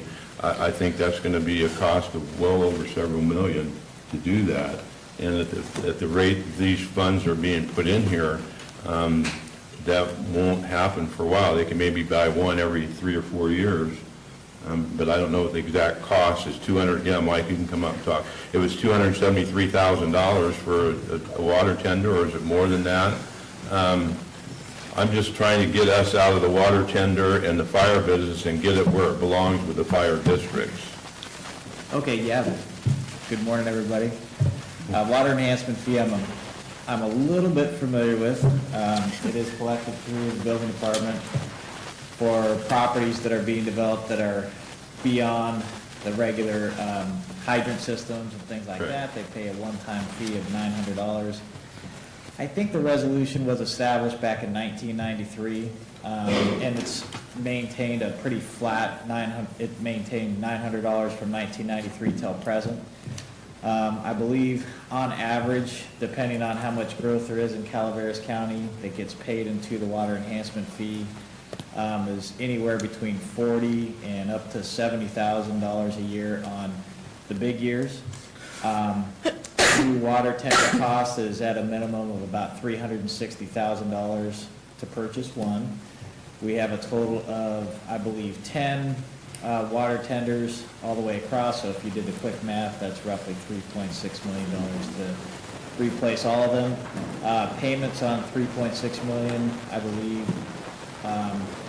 to replace them all on a 10-year loan was roughly about $300,000+ a year, which is significantly more than the $40,000 to $70,000 that we have coming in. So we roughly have the $270,000 that's currently in the water enhancement fee coffers right now would, I think, roughly make 1 year payment, but not the years that would come after that. So the discussion's definitely been amongst the fire community, like, hey, how are we going to replace this aging fleet? And we would definitely like to get creative with how we would make those payments to replace the fleet. Obviously, there's other ways to get creative with various types of loans or leases that we could go after, but we've had those discussions.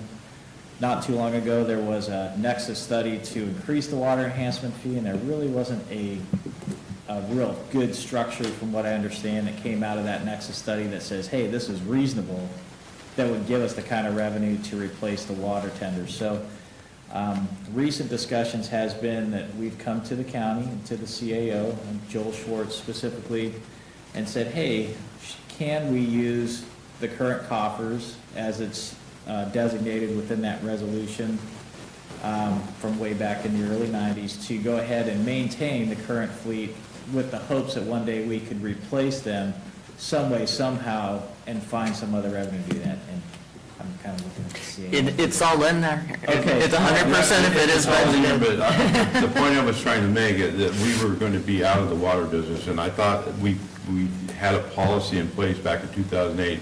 Once we brought you guys all up and everybody's water tenders was replaced and new, and that policy would still be going on as far as the amount being deposited into your accounts through the building department.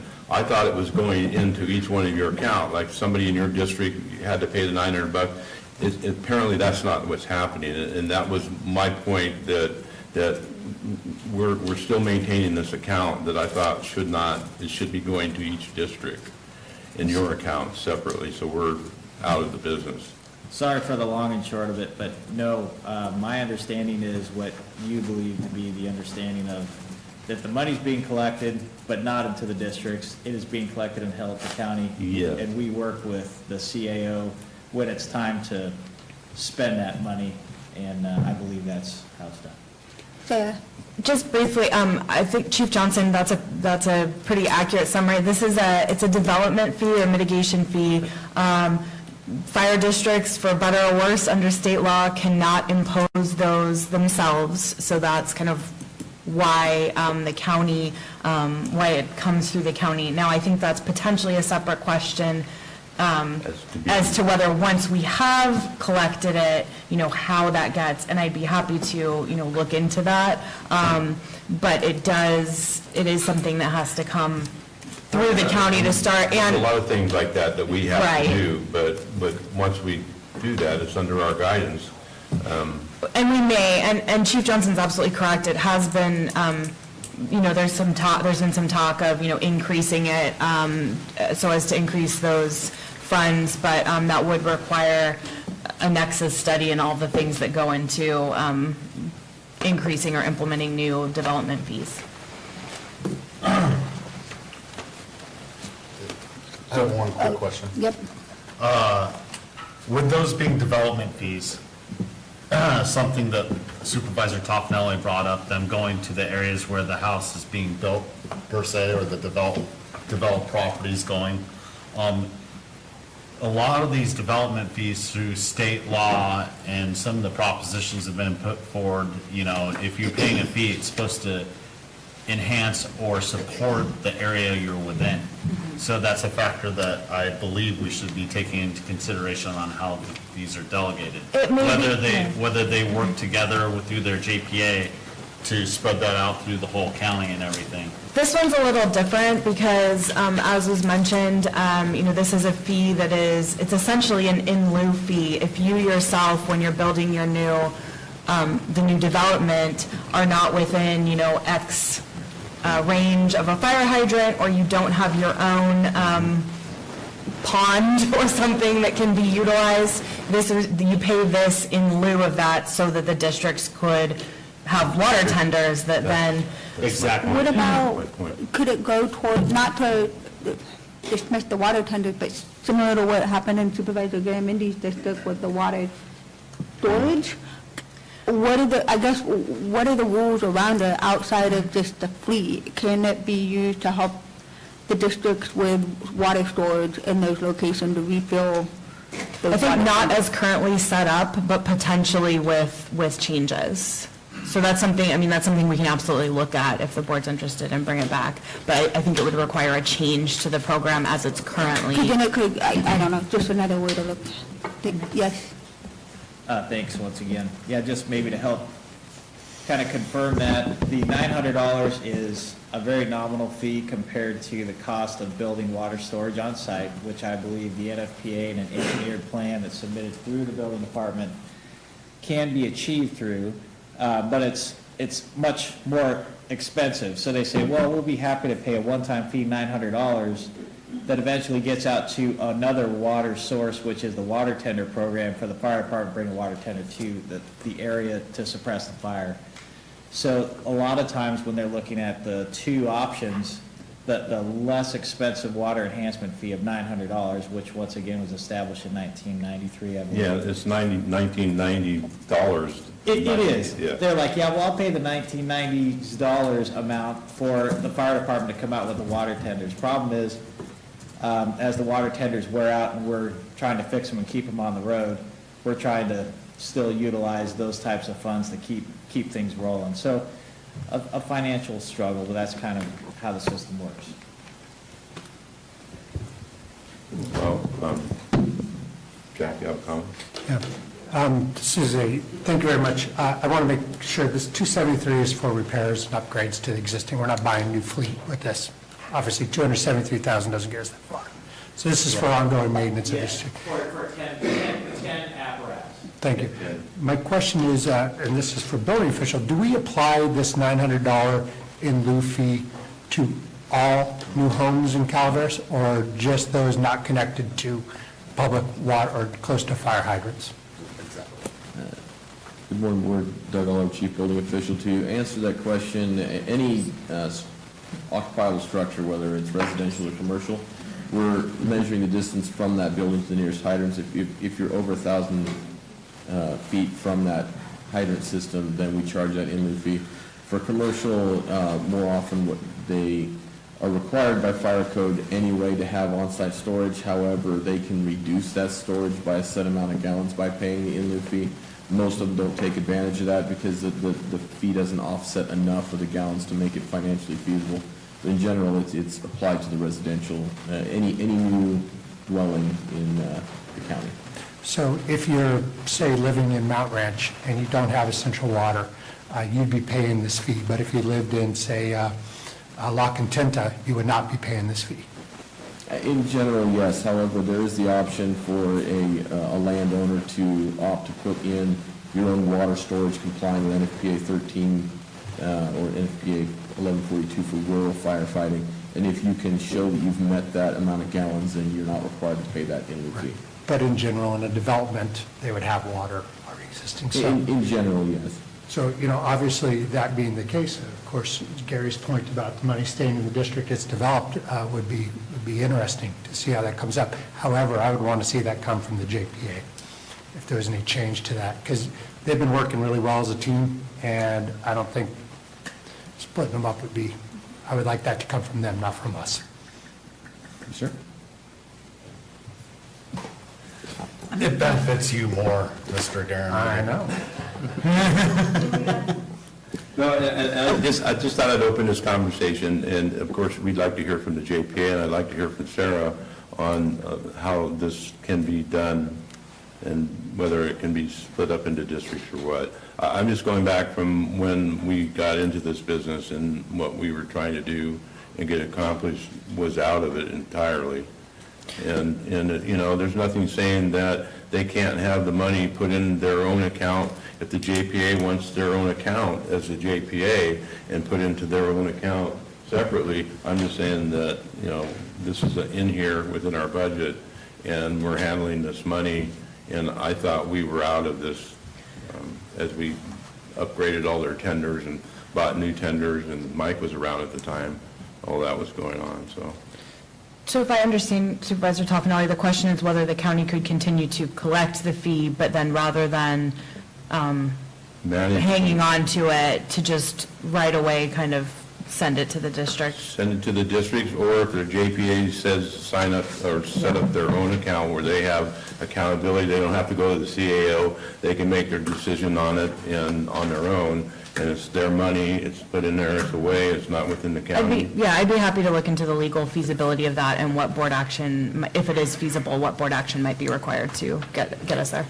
And that might even be simpler for you guys. You won't have to come and if you guys decide a JPA and it's in your own account, JPA's account or what have you, then you guys, however you decide to spend it. Yeah, we could definitely bring that to the JPA and the board, just to say thank you very much. We desire to just be a one unified fire group for county, and so that's our desire, and of course, we'll bring it back, and we've been working essentially in that same way, Supervisor Toffenelli, because we've collectively said, hey, what do we want to ask? But we've asked to the CAO, of course, as you know, because that's who holds the funding, and then that's been the mechanism, with the exception of rather than just collect the money ourselves. So we can have that conversation. Thanks, Mike. And I would like to note that the projected revenue for this year has also been included in the recommended distribution to the fire. So it would be 100% of what was in that account this year. Thank you. Supervisor Callaway? No? Okay. Any other questions or comments? Nope, online? Okay. So we'll move on. So Jack had a question. Do we want to dive in, or do we want to go and hit the ones that we can get through? It seemed like we could knock out some of this low-hanging fruit Okay, let's do that. and get down to the, I don't know, what do you think, Gary? Want to do that? Fine, I don't have a problem. Okay, so we're going back to that. Okay, so we're going back to tab. Airport, are there any questions on the airport? I'm not seeing anything from the board. Is there any public comment on the airport? There's no online public comment? Okay, they're satisfied with the recommendation. Who's the other low hanging? County Council? Is there any questions on County Council's recommendation? I've got assessor next. Assessors after airport. I thought we were just getting the low hanging department. Do you want me to? I mean, whatever we want to do. I'm the low-hanging fruit. You're low-hanging, that's Duly noted. That's that trophy you got? I don't know, maybe we stay in order. Okay, when you said it. I know, my bad. Okay. I think it will be easier if we Well, it just seems to be, go through one I at a think time. I made a bad suggestion. Withdraw that suggestion. okay, Way to backtrack. so we're backtracking. Okay, Assessor's Office. Are there any board members that have any questions about the assessor's office? Supervisors, drop it. I was going to let Mr. Garamendi go first. But your light's on, isn't it? My light's off now. Mr. Garamendi? I don't have any questions on it right now. Mike. I have several concerns. Your light went back off. It happens, it's a brief burn. I have several concerns. I've discussed them with the CAO. They're primarily around, we have a transition in offices happening between office holders. I just want to make sure we're consulting with incoming assessor, which won't be to the end of the year, but this is a long-term thing, so I just wanted to make sure that we're making sure everything's coordinated, and the CAO assured me that we were. Supervisor, stop it. Mine goes more towards what Ms. Callaway already brought up earlier in this book. It brings up that the projected revenue for this last year is substantially lower than, or not, substantially is a little bit of a strong word, but is lower than last year. And the reality of our situation that we haven't been in decline in value, although we do understand that some properties are still, regardless of the situation, in decline in value. More than not, things have sold for quite a bit more. And I think that number is, while we do support being conservative, we can't justify being conservative in that scenario, and that form of revenue is going to come in much, not significantly, but much higher than what it actually is. So, but they'll come out in the wash from the actuals. And that's important to keep in mind, though, at this time when we're looking at our totals. Any other supervisors? Mine's more of a comment. I'm just getting concerned that we are not making the purchase on the megabyte, and we keep carrying it over year to year. So I guess it is a need, but if we're going to continue to carry it over and over, should we be just waiting for the time they actually want to make that purchase and allocate that funds otherwise?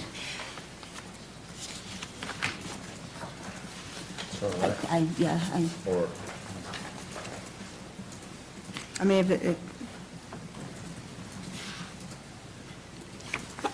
I'm sorry, what line are you on? I'm on page 155, and the item is 4721, transfer from designated fund. We've had this, isn't part of this from a grant that's been there for some years?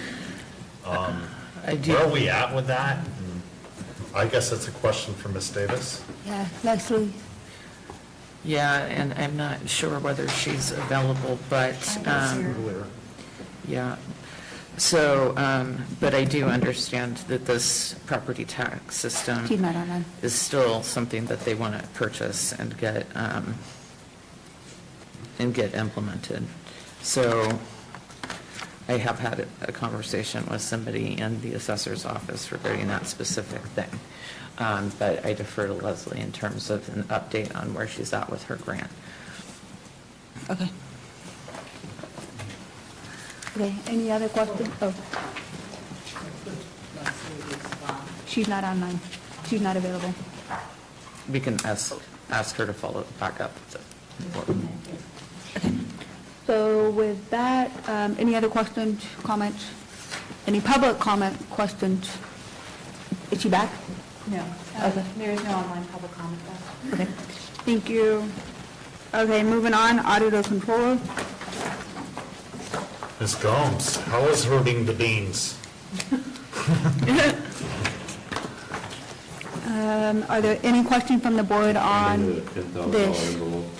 If Kathy has anything that you want to say to us. Yeah, no, my specific question is, are there any concerns or anything you would like to let us know about moving forward?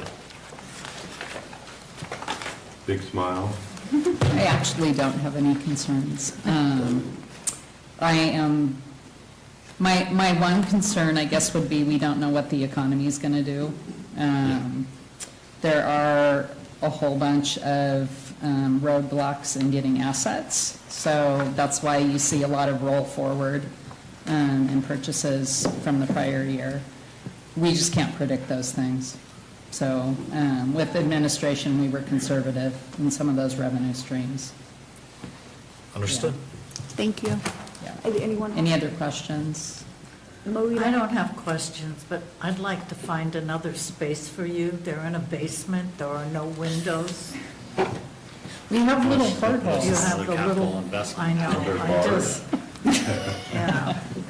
I mean, none of your office ever complains, but it would be nice for you to have a space where you could see outside or walk outside like Public Works does at least. I hear you're building a building for the district attorney. No, just kidding. They are defensible. So maybe we could move you, if I can get more money for animal services, we could move you over there. My office does have a request for a remodel, and I would really love to see that get approved. That would actually allow us to work in one area instead of splitting stuff. So, but we like the portholes. We do. Jack. Thank you. Kathy, this isn't really for you. Your shop seems okay, but it's under your tab, so I got to take it on. First one is, we're going to have to talk about the CVB, and that's under this tab also, county contributions. I'm on page 164, and that's going to bring us to the TOT conversation again. But before we get to that, I do have a question. I put out the CEO, and I'm pretty sure she has an answer for me. Tell me about the Central Sierra Planning Council agreement that has us paying $231,000 to CalPERS. Do you want me to discuss that, Crystal? Yeah, actually. There was a joint agency years ago with several counties involved, and there were employees there who successfully filed a suit, I suppose, and found that they're entitled to CalPERS retirement. And that particular line item is the county's required payment to CalPERS to make those employers whole. So is this an ongoing thing? Or is this It actually is not an ongoing thing. The auditor controller over in Tuolumne is the lead person for all of the different entities who have to pay into it. And she is attempting to get CalPERS to agree to allow installment payments. And CalPERS has been delayed in getting back to her. And so that's why it's been budgeted for, that's our full liability. We just don't know when we have to pay it or how, whether it's installments or the full amount. So the full liability that our liability is $231,000. Correct. As part of, what was the name of the organization that stuck us with this bill? Central Sierra Planning Council was a JPA. It was a JPA. Of which we were part of. Yep. And thanks to Randy Hanvelt of Tuolumne, I don't usually give Randy compliments, but he's brought it up along with their treasurer and our auditor. Right. And we disbanded the JPA, we disbanded the agency. But we have to pay into CalPERS. It's essentially back CalPERS. Yes. Yeah. It's the unfunded liability for the most part. Okay, so we got found that in a suit, so that is what it is. So I guess the only other question is the CVB, which is, I guess this is all TOT, under county contributions, so whenever you guys want to take that one on. Yeah. So piggybacking off of Jack, because I know I contacted you about the same item, what would prevent us from just paying it out and just moving on? Because some of the JPA members have done that, and they're not having to allocate. We it. can probably do that. I am waiting to hear from Ms. Bautista over in Tuolumne County. Unfortunately, or fortunately, she's also the registrar of voters, so she's kind of busy. Yeah. Certainly, I can look into whether we can just get that taken care of. I would love it. I'm sure you, as a board, would also love it. I just don't know if CalPERS is okay to take our payment at this point in time. I don't think that they would be hesitant to take money. I just am not sure what the arrangement is. Okay. Because my understanding was some of the JPA members had already paid theirs off. It's possible. That would be news to me. I mean, I think as the auditor said, part of the issue is each member county has its own piece, right? And so I think it's just whether CalPERS expects it all to come together or whether they can kind of piecemeal it. So unless the JPA members just cut the check directly to Tuolumne, some of the JPA members have already. That's certainly possible. Paid those out. Yeah, I think I let you know that I did contact Debbie, and she just hasn't gotten back to me. So as soon as I do hear, I'll let you know. Okay, thank you. Are there any other questions from the board on this? Okay. I think I can roll part of my question on the TOT into the different departments that are separate from this. I'm just, mine will be just more curious when it comes to public works. I kind of was able to get into it with the sheriff budget, the TOT revenue portion, or expenditure portion. But, I understand the SB1 contribution and everything, but I can get into that when I get into the public works budget. So, and I have some of the same questions, I believe, that Mr. Garamendi when it comes to the Visitors Bureau and the other transit occupancy taxes. Okay, so with your permission, Madam Chair, then I'll just bring it. We've got a TOT with an agreement to have, and since this is in here, we got a TOT to allocate 25% in our 4 different ways that we've all agreed to. If we hit our goal, our numbers, which as the CAO put forward at year end, since we're talking about true ups with fire, that's what we go by. That's going to be $750,000 to the Visitors Bureau. Now, I see the director's here, and he and I have spoken about this before, and I've said this at least for the last 3 budgets. I think that we're a little over our skis with just flat out giving the CVB a blank check for $750,000. I know that the executive director is willing to present a budget to this board, and we can take a look at the budget. But I think the blank check and then coming back to us, I think $750,000 is a whole lot of money. It's $300,000 and even budgeted in this. So I want to talk about the CVB budget and whether we're just going to let it be a blank check or whether we're going to actually have a budget. Anybody want to talk about that? I guess I'm polling the board. Do you want to? Yes. Okay. I'm not clear. Are you saying, go ahead, I'm sorry.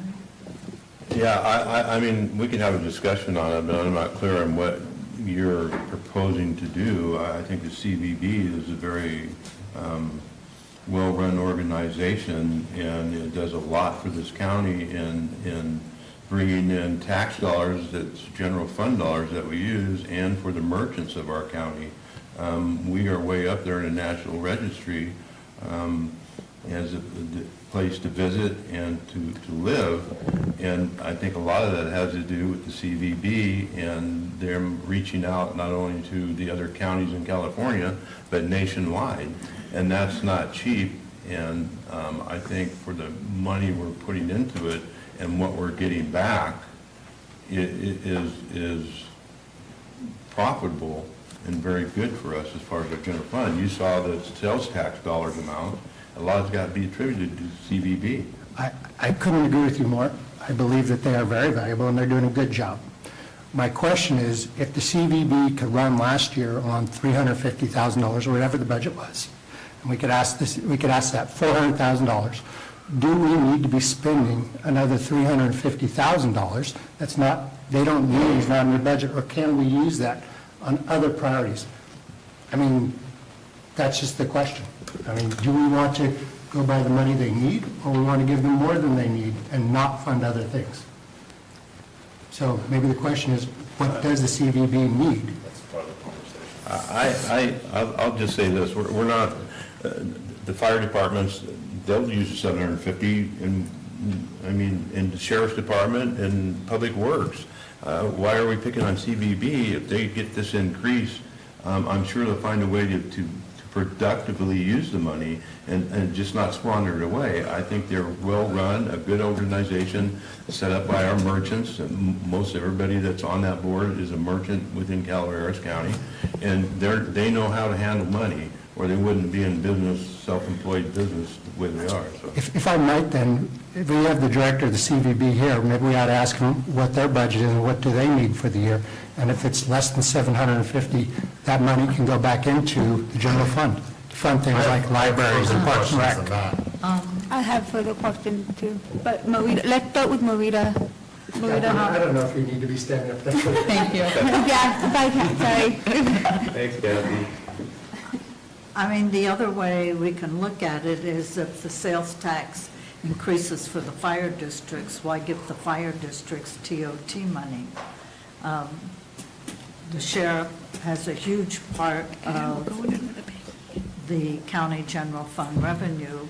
Is he going to miss $400,000? You know, the roads can have it. I don't think any of us will disagree on that. If, Supervisor, you're asking we should review the CVB budget to see how they're spending or budget their revenue or what they're going to do, then the same could be said for let's review the fire district's budgets to see how they're spending their money. And I don't think we should be doing that. I understand what you've been saying, but I also agree with Gary.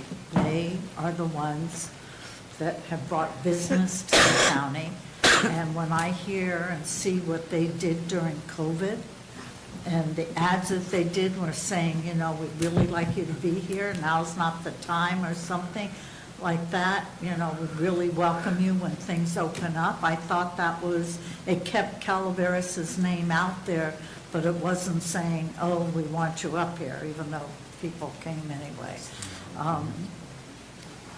I don't see why we should be micromanaging their budget or the fire districts. We could ask them. Ben? They're in the room. Ben? I think there are multiple factors. You know, just because fire has TOT going in, we're talking apples and oranges here. You know, when we give them those, when we give so I'm not even going to discuss the fire departments right now. When it, you know, that can be the next conversation if you bring it up, Ms. Callaway. But with the with the Visitors Bureau, you know, I have some concerns. You know, you know, when we give them that money, it's to sell Calaveras County. Now, yes, COVID was a changing time, but we don't give them the money to tell people to stay away. That's not what we gave them the money for. That wasn't the intention. So, you know, if you like the message, that's fine, but that wasn't the intent of the money. We can talk about also, I'm curious what the Angels Camp portion of it is on that total. I'm curious as to, this came up last year during budget, you know, that, you know, what are those monies being spent on?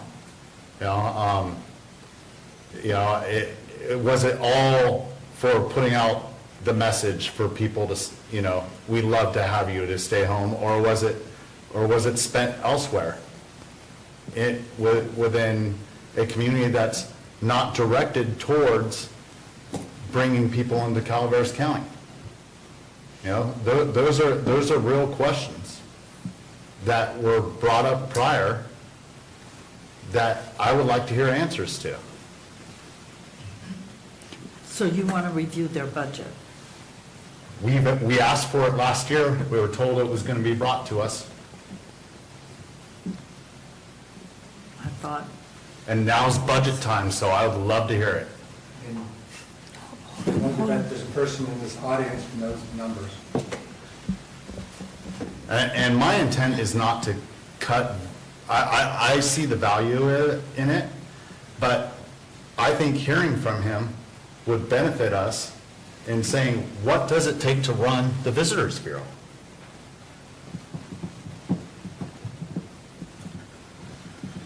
What does it take to run the Visitors Bureau?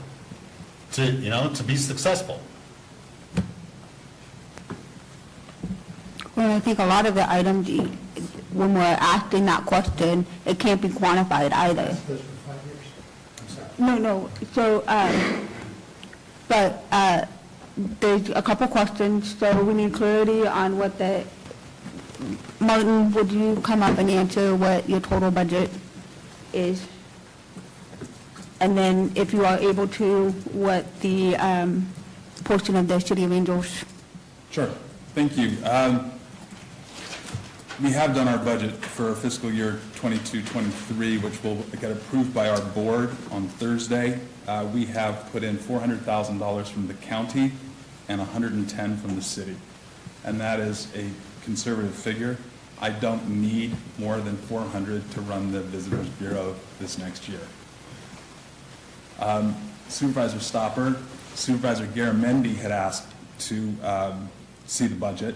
I didn't know that you wanted to as well. I did meet with Supervisor Garamendi and went over the budget. I did meet with Krista, our CAO, and go over the budget as well. So they're very aware, and if you'd like to sit down, I can go through the budget with you. I think another thing. That's a fair answer. That's straightforward. All right. Oh, Thank you. Thank you. Because he just told us out of that $735,000 that he's budgeted in $400,000.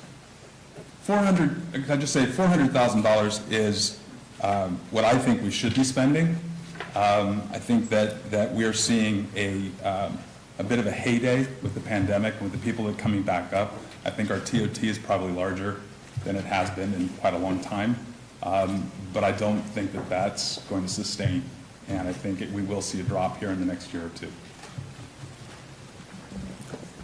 And I also wanted to bring up, some of the dollar amounts that do go to CVB are what our expectations are as the governing bodies in each of the jurisdictions. So one item that came up a couple years ago, which increased the CVB allocations, were wayfinding signs of the entrance into the county, which then was put on hold because of COVID. Because we didn't know what the economy was going to look like, and so it was a fee. So when we just be mindful when we are allocating these funds, and specifically to CVB, it is projects that we too are asking the CVB to do, benefit not only what they're doing outside of the county, but within the county to bring and welcome folks in.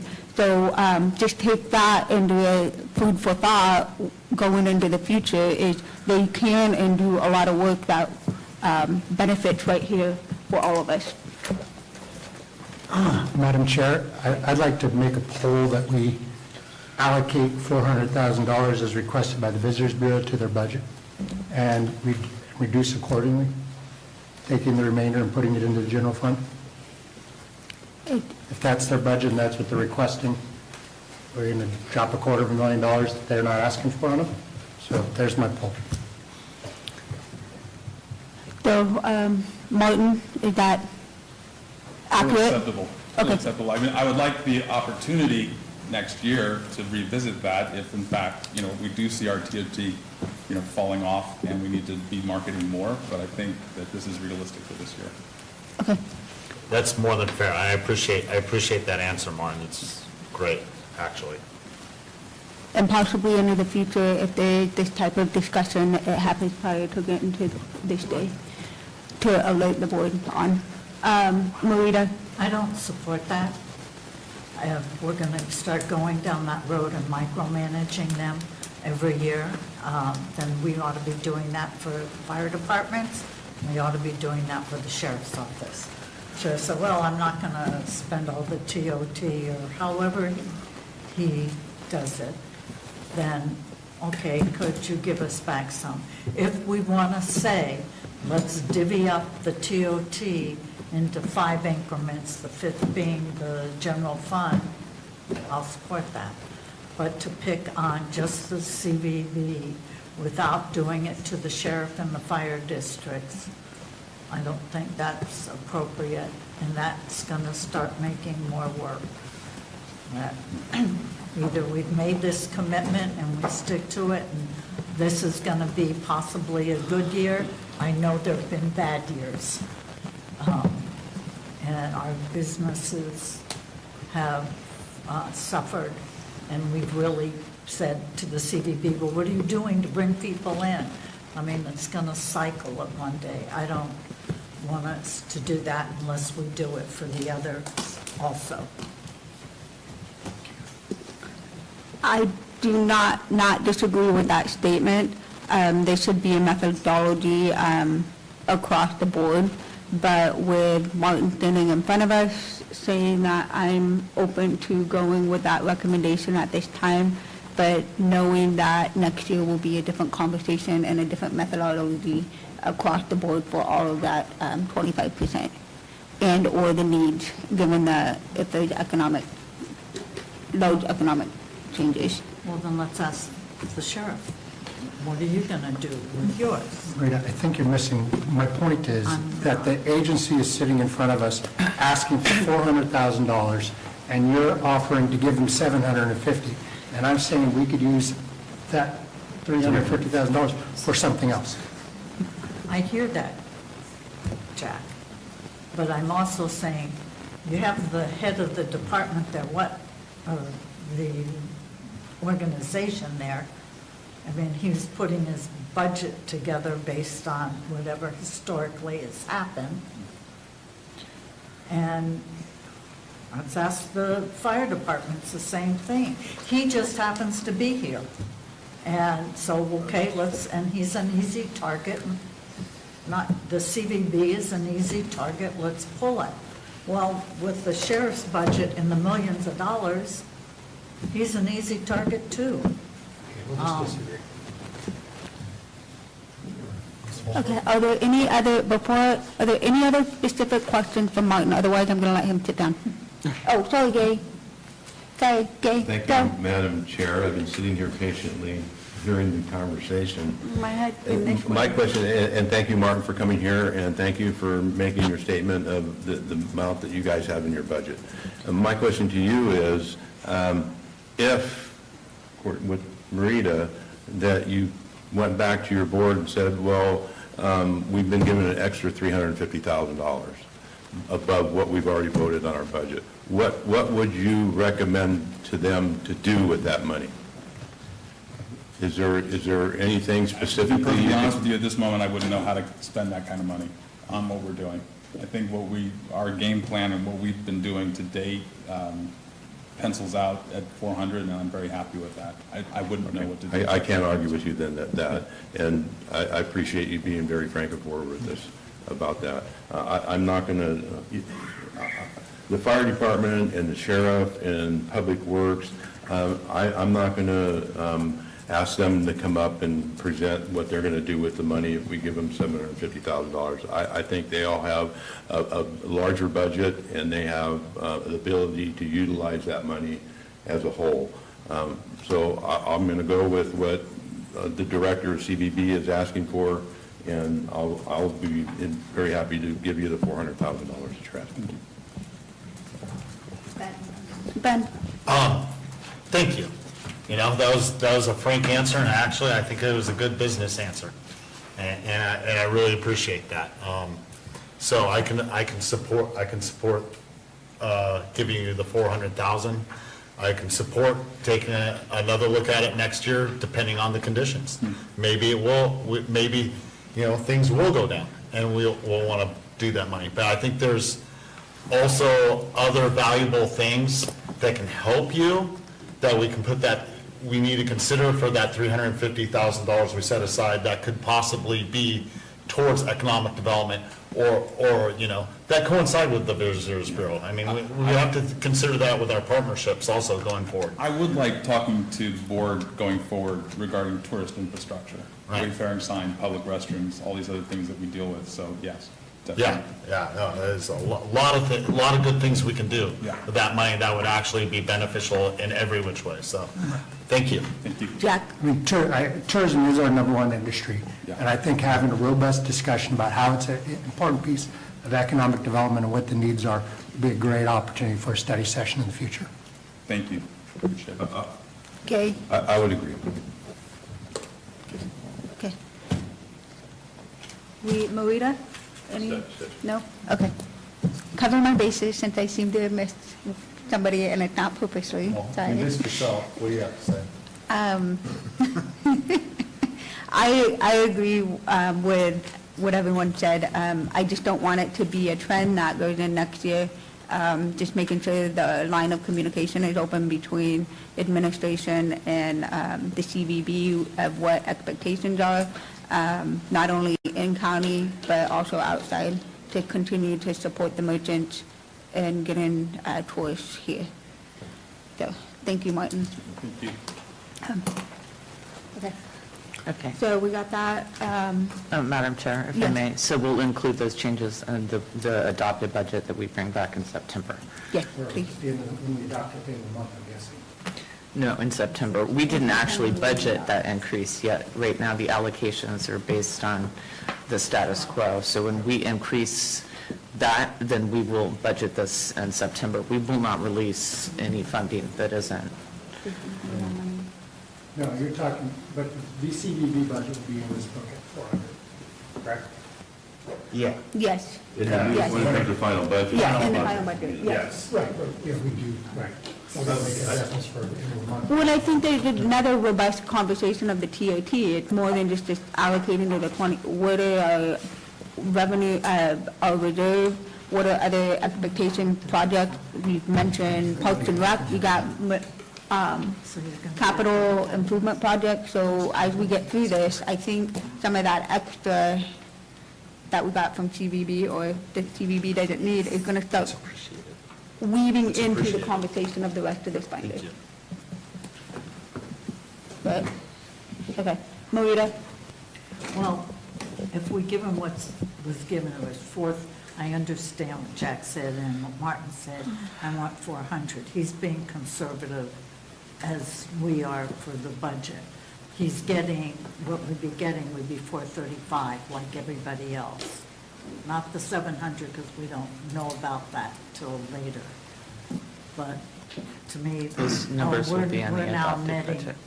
$35,000 into the general fund. Why not just give them the 435 like everybody else, and then revisit that at final budget? Madam Chair, I believe we just polled and decided to stick with the 400. Yes. So I say we Yes. move on. Okay. Moving on. So that was under the tab, oh, Gay?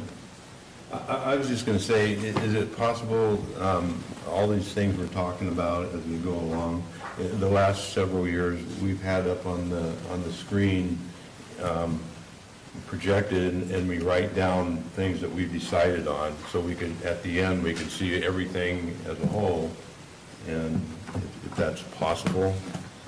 Yeah, admin staff We is just tracking decide this. 400,000 for a TOT for the Visitors Bureau, and as we go through this, we can add it, and then everybody can see what's going on. Yeah, you can bring that back after.